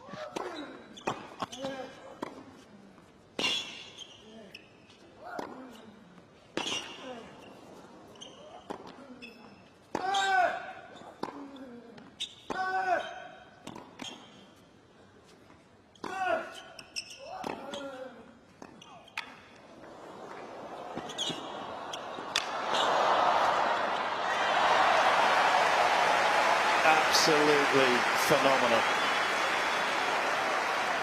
Just treating us to great point after great point. Yep.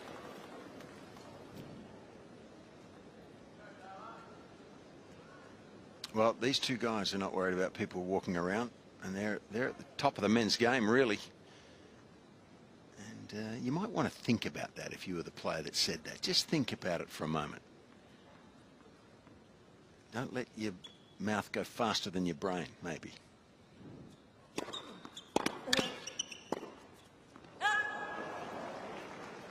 $15-30.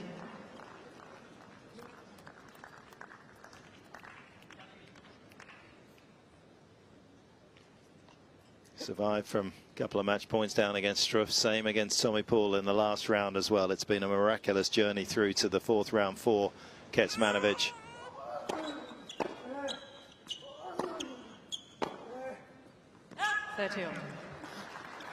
And it will be interesting to see what he has left in his legs here, down 2 sets to love.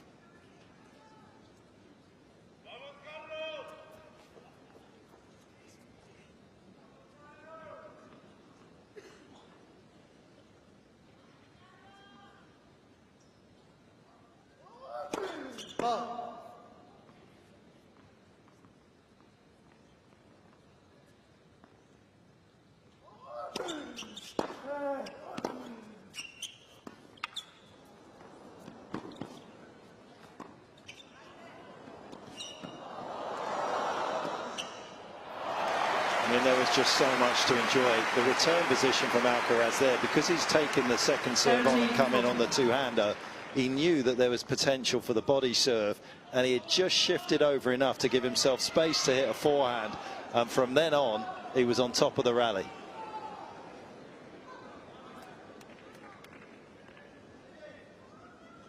Coaxes that one down the line, and he grabs another breakpoint opportunity.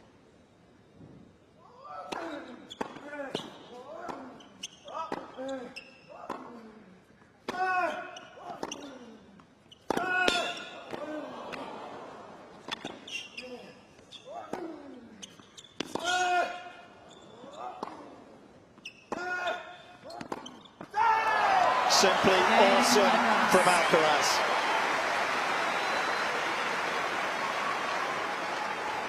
First game, 3rd set.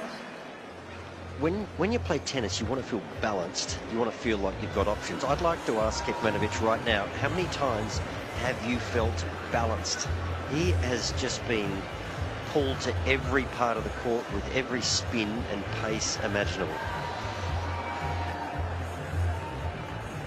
There's a lovely quote from the great artist Pablo Picasso. He says, good artists borrow, great artists steal. And they steal what they see from other people and they make it their own. It does become their own unique individual style. And I think everybody that sees Alcaraz, and Novak, who has had a front seat against Alcaraz, and he's also said he sees bits of everybody in the way that Alcaraz plays. He's not the best player in the world yet, but my goodness me, he has something just a little bit special. And it's all on show tonight.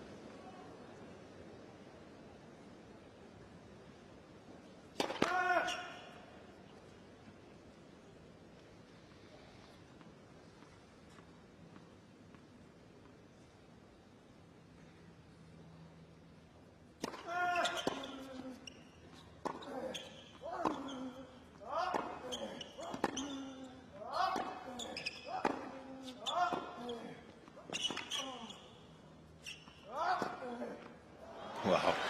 Well, he did reach #1, Betch, didn't he? 16 months ago, after that US Open victory. Or was it the Wimbledon victory? Wimbledon victory, yeah. So he's already touched it. Great man's come back, Novak. But this is a rare, rare talent here we're seeing.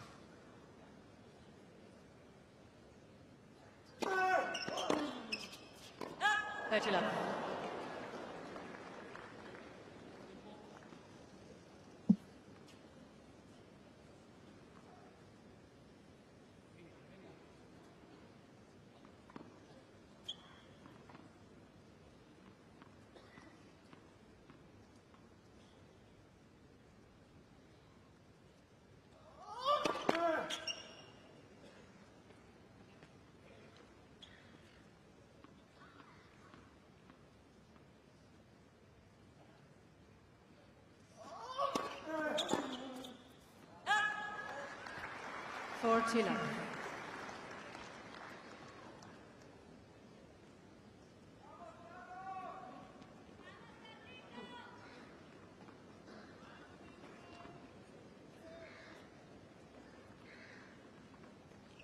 Carlos's dad, who taught him all the strokes.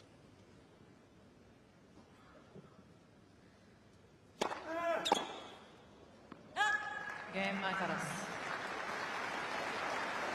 Alcaraz leads by 2 against 11. Taught him all the strokes at tiro de pichon, which I'm sure doesn't sound anything like that when you say it in Spanish, but that was my attempt at it. Real Sociedad Club de Campo, which sits in the mountains overlooking Murcia as we overlook Melbourne Park and look back to the Melbourne CBD, is where he grew up playing his tennis. Alcaraz, his grandfather, had started that particular club. It was a former hunting club before it got turned into a private members club where he plays his tennis.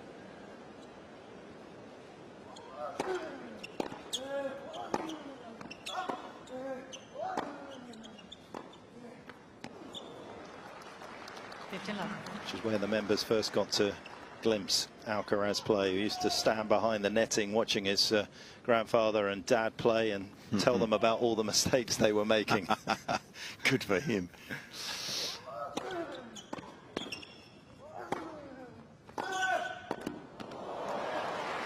Well, he just knows when to explode too, doesn't he? He knows with direction, with feel, with power, everything. He picks the right shot to hit so often. Had to hit that one a bit harder to make it a winner, and he did.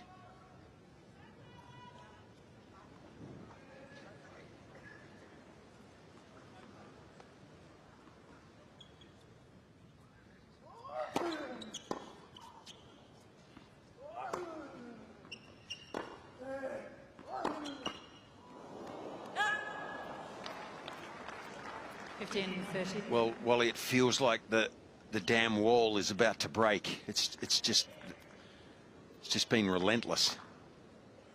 Yeah, there's no easy unforced errors just to give him a little bit of breathing space either at this point. He needs a bit of help here, Kecmanovic. That'll help. 30.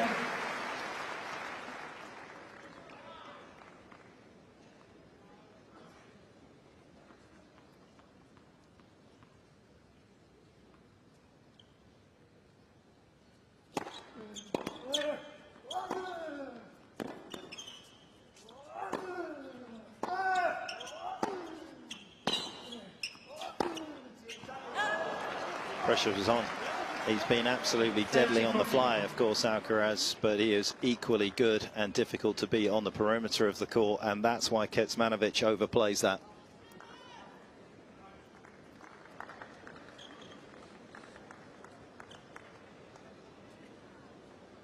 It's not just Alcaraz's game that's sweet out there tonight in the Rod Laver Arena.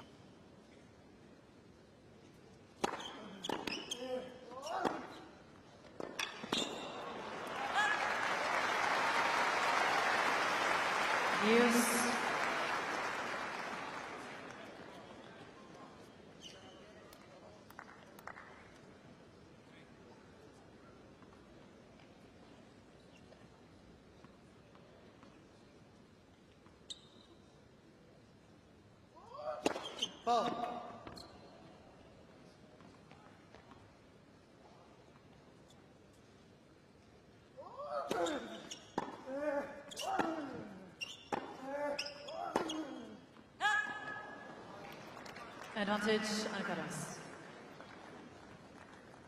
Well, this is what happens, isn't it, when over a period of time you can stay there and stay there with him. And then you have to take more risks. Then you have to go closer to the line. Then you have to try and hit the ball bigger.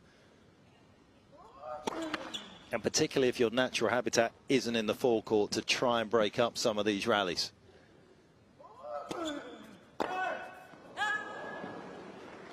Yes.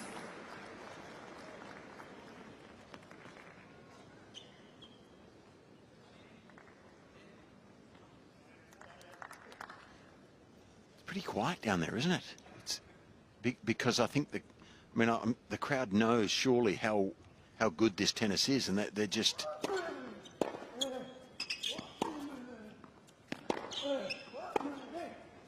Maybe just in awe of it, Wally, or maybe realise that it's not going to be extended too much longer, most likely. Yeah, well, Fitzy, I was just kind of thinking the same. It is a bit of a subdued atmosphere, of course, that erupts when they do something spectacular. But, you know, some of the stuff that he has done at end range, I mean, I don't know, if you don't play a lot of tennis, maybe you don't fully appreciate what he's up to.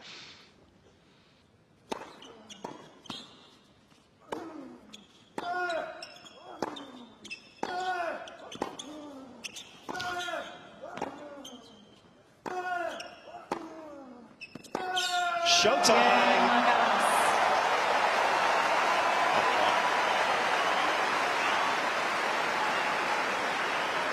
The absolutely extraordinary, astonishing Carlos Alcaraz, 3-love.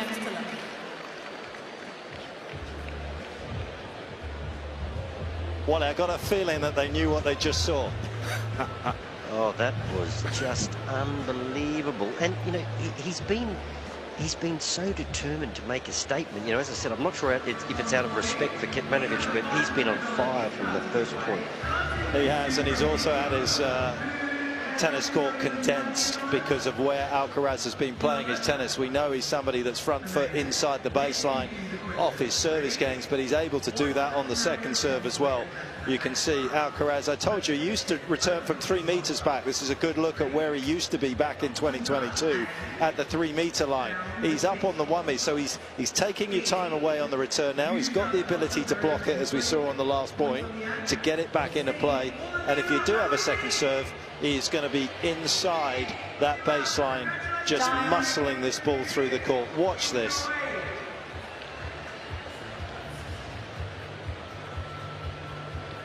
Well, just another little look at this, and all the superlatives exhausted and all apply for Carlos Alcaraz, the youngest ever world #1 as a teenager.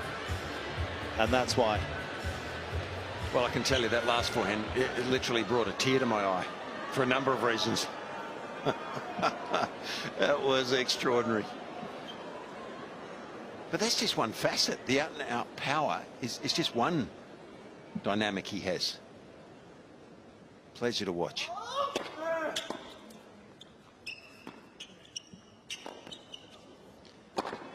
And the slice approach is within 10 centimetres of the baseline. That takes amazing skill in itself. And Fitzy, how's the pace of the slice too? Just buys him the perfect amount of time to get to the net. He's got it on a string this evening.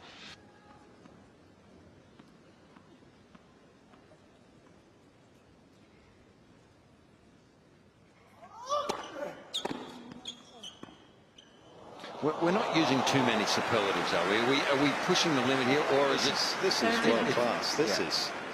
This is just a banquet of brilliance. That's all this is. There's nothing Kecmanovic has done wrong here.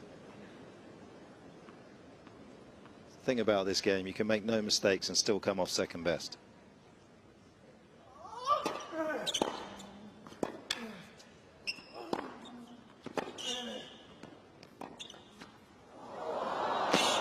I think all of us that have played this game at whatever level we played it at 13-15. dreamt of experiencing this once, preferably for one full tournament at a major. But just once experience what it feels like to play at this level. Yeah.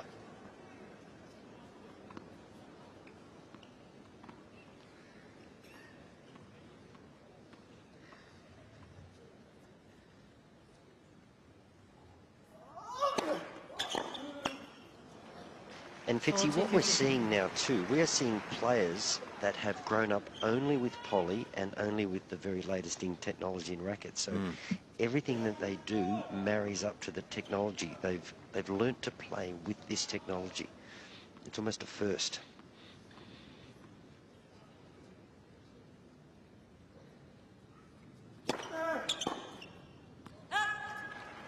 Game Alcaraz.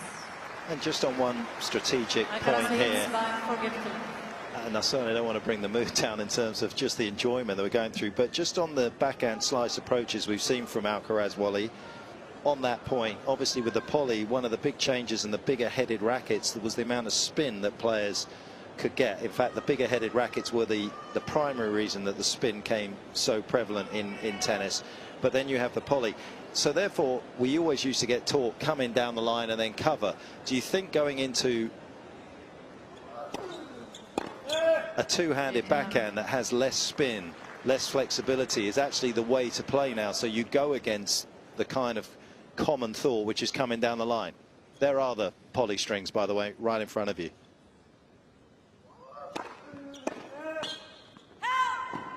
Yeah, I agree, Petch. I think the percentages and the way that a player can approach the game now has changed, given everything that's available to him, and then his shots and his stroke production marries up to what's available to him.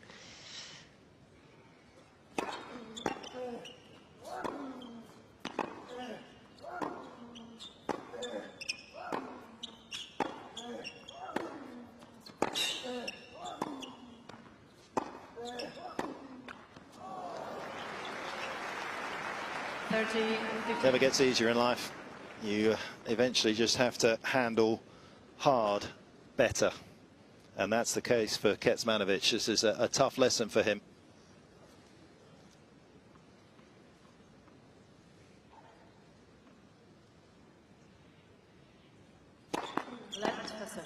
Where do you think Mehmet can go?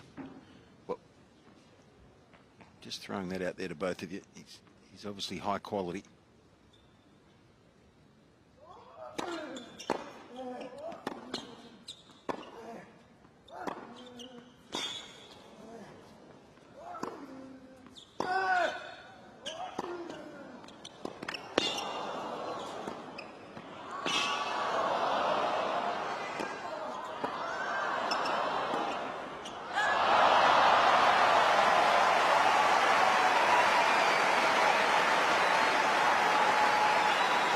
Well, the court looks like water, and you get a sense that Alcaraz could walk on it right now. Well, at the very least, he's behaving like Aquaman. Well, Fitz, you asked me where he can go. Well, right now he can go to Tullamarine, but I think in the future... That's the airport in Melbourne, by the way, everybody. I think in the future, he's a top 20 player. If he's got an appetite for hard work, this guy's got game, serious game. Top 20 for sure.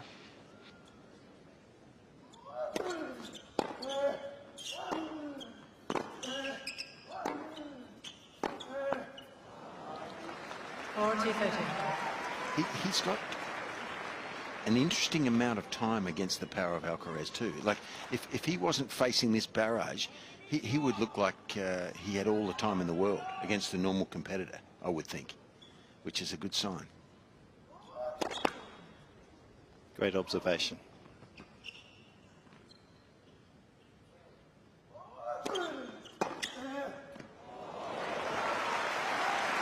What did you say about time, Fitzy? It's always good in retrospect, isn't it? That's a good change up from Kecmanovic as well. I mean, that's 166k second serve, and I mean Alcaraz made that look like it was about 120. It's extraordinary.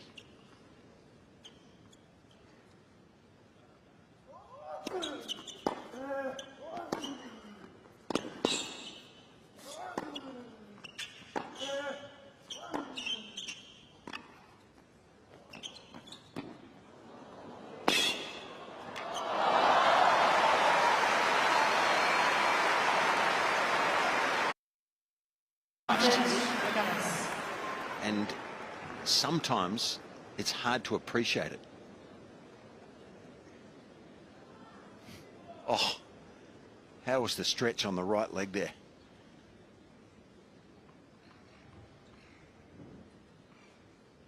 That retained balance.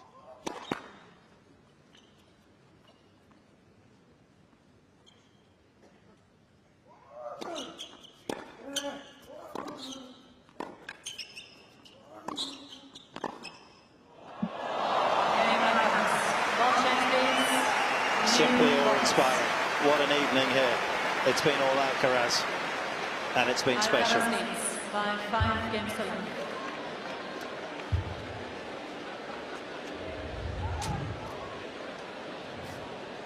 You know, like in music, you have the note and then you have another note, and in the middle you have the music.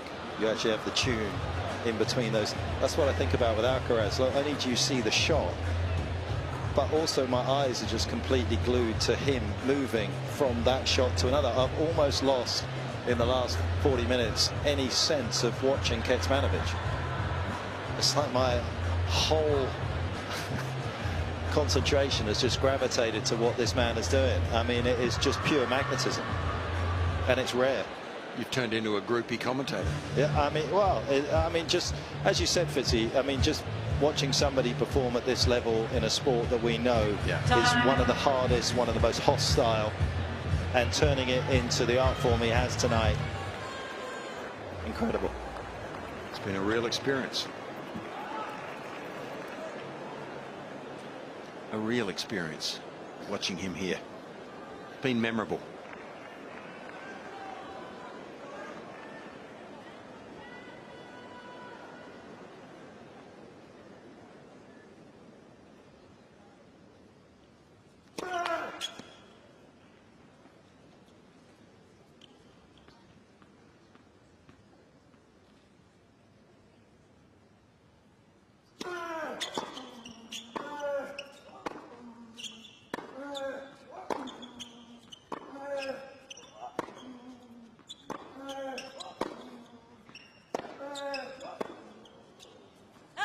And the one thing I want to say, when you watch a performance like this, isn't it quite incredible that Novak Djokovic is still making somebody like Alcaraz an understudy to his brilliance? Because he won 3 majors last year and was a set away from winning the calendar Grand Slam.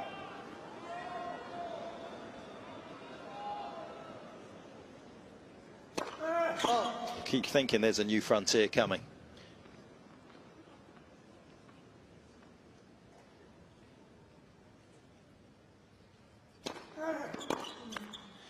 Can you remember Carlos playing this well in any match last year? Or did you see him play this well? Because if you didn't, all I would say is, yes, Novak's in the draw, and Sinner's in the draw, and Medvedev's in the draw. But someone is going to have to play extraordinary stuff to beat this guy if he plays at this level. But matchups can change a lot.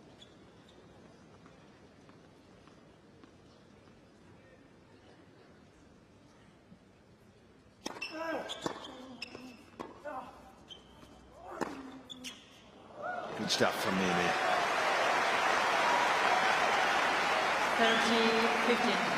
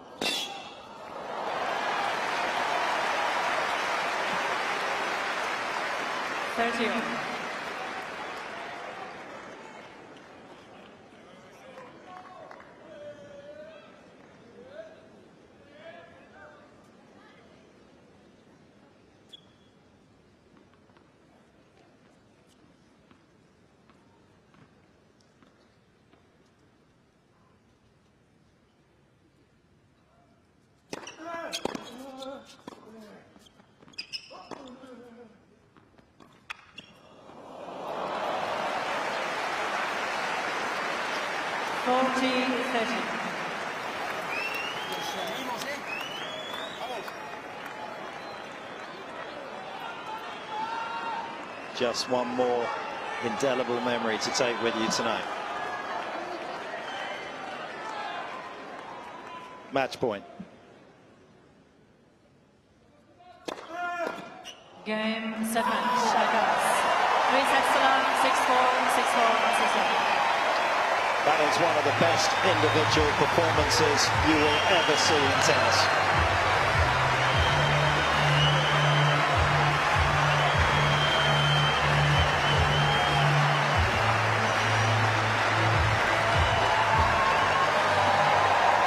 The stage always remains the same in tennis, only the location changes.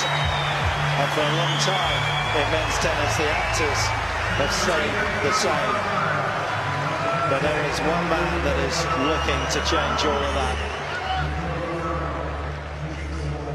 He is potentially going to be the greatest of the next generation. We still have the best of this generation in the draw, Novak Djokovic, but that was an absolute joy to behold.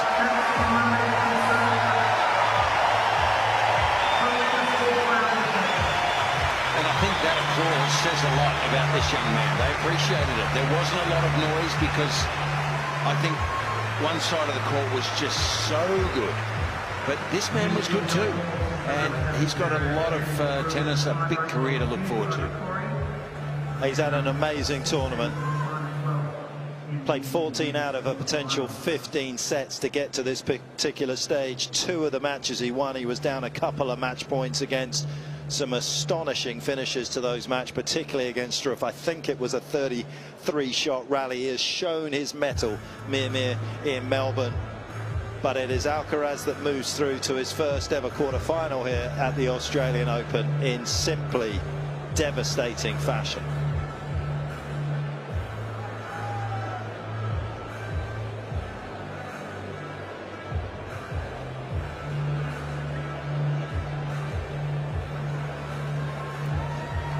Carlos is with Jim.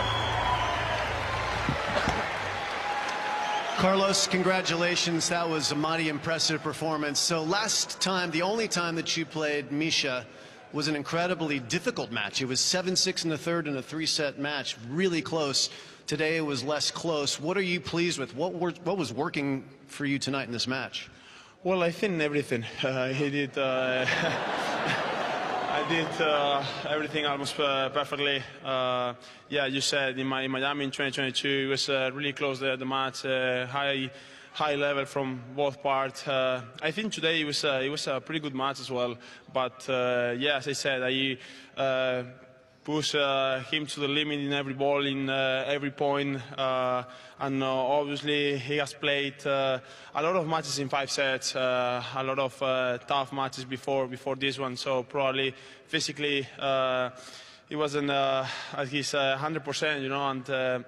And as I said, in every ball that I push him to the limit, moving side by side, I could take my chances in every set, and I think it was a pretty good match for myself. Yeah, it was a very good match, no doubt. He's a very good player.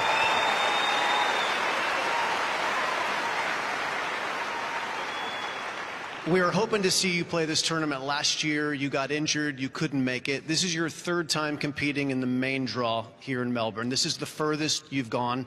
You're spending more time on Rod Laver Arena. How comfortable are you starting to feel here in Melbourne on this court? Well, I'm feeling better and better every day. Obviously, every match that I've played here in Rod Laver, I've been feeling more comfortable, and obviously it's a pleasure to play here in Rod Laver Arena. It's an amazing court, really beautiful one, of course. As I said many times here, the people here in Melbourne, here in Australia, are so kind. So I'm enjoying playing in front of all of you, and I think thanks to that I'm showing my best level. You know, feeling like home. It's always great. So yeah, I hope to still feeling better and better every day.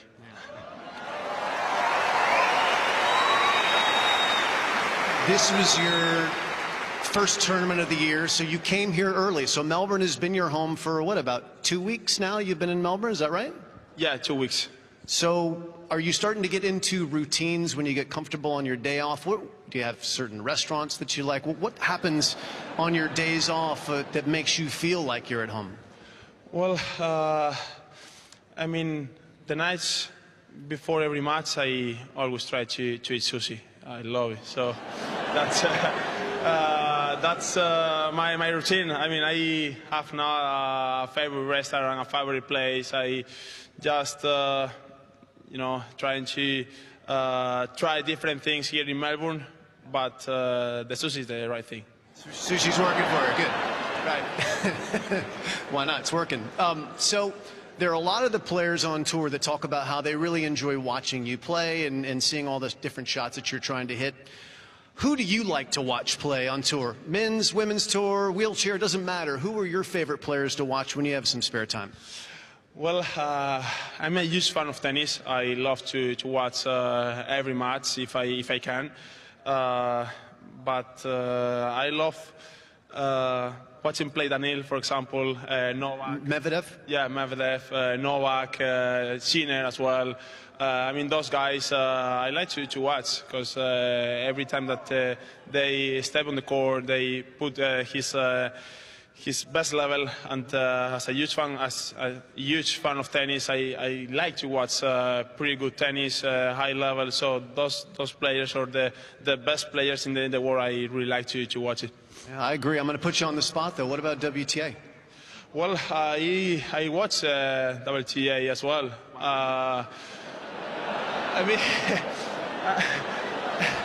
no, I mean, when I can, obviously. I mean, when I turn the TV on, if it's WTA,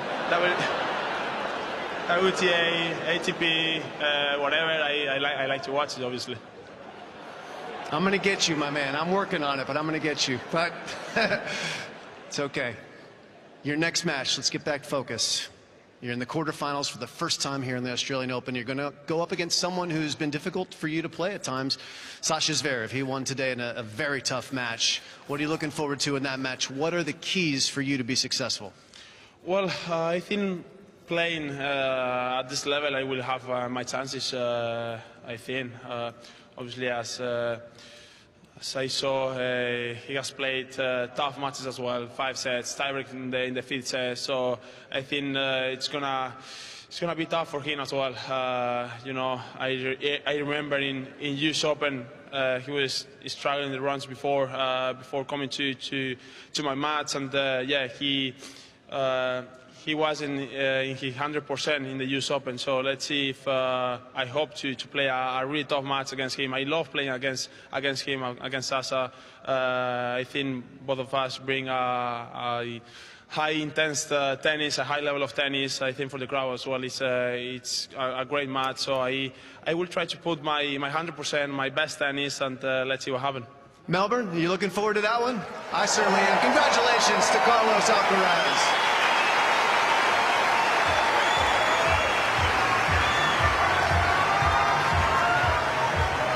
He's going to enthrall, he's going to excite, he is going to actually educate us as well in how this game can be played. Everybody can see a tennis court, but there's very few people that can see what this man can see in terms of what you can create out there, and tonight was the perfect example of that. Well, the great players see more than we do, and they see more than others.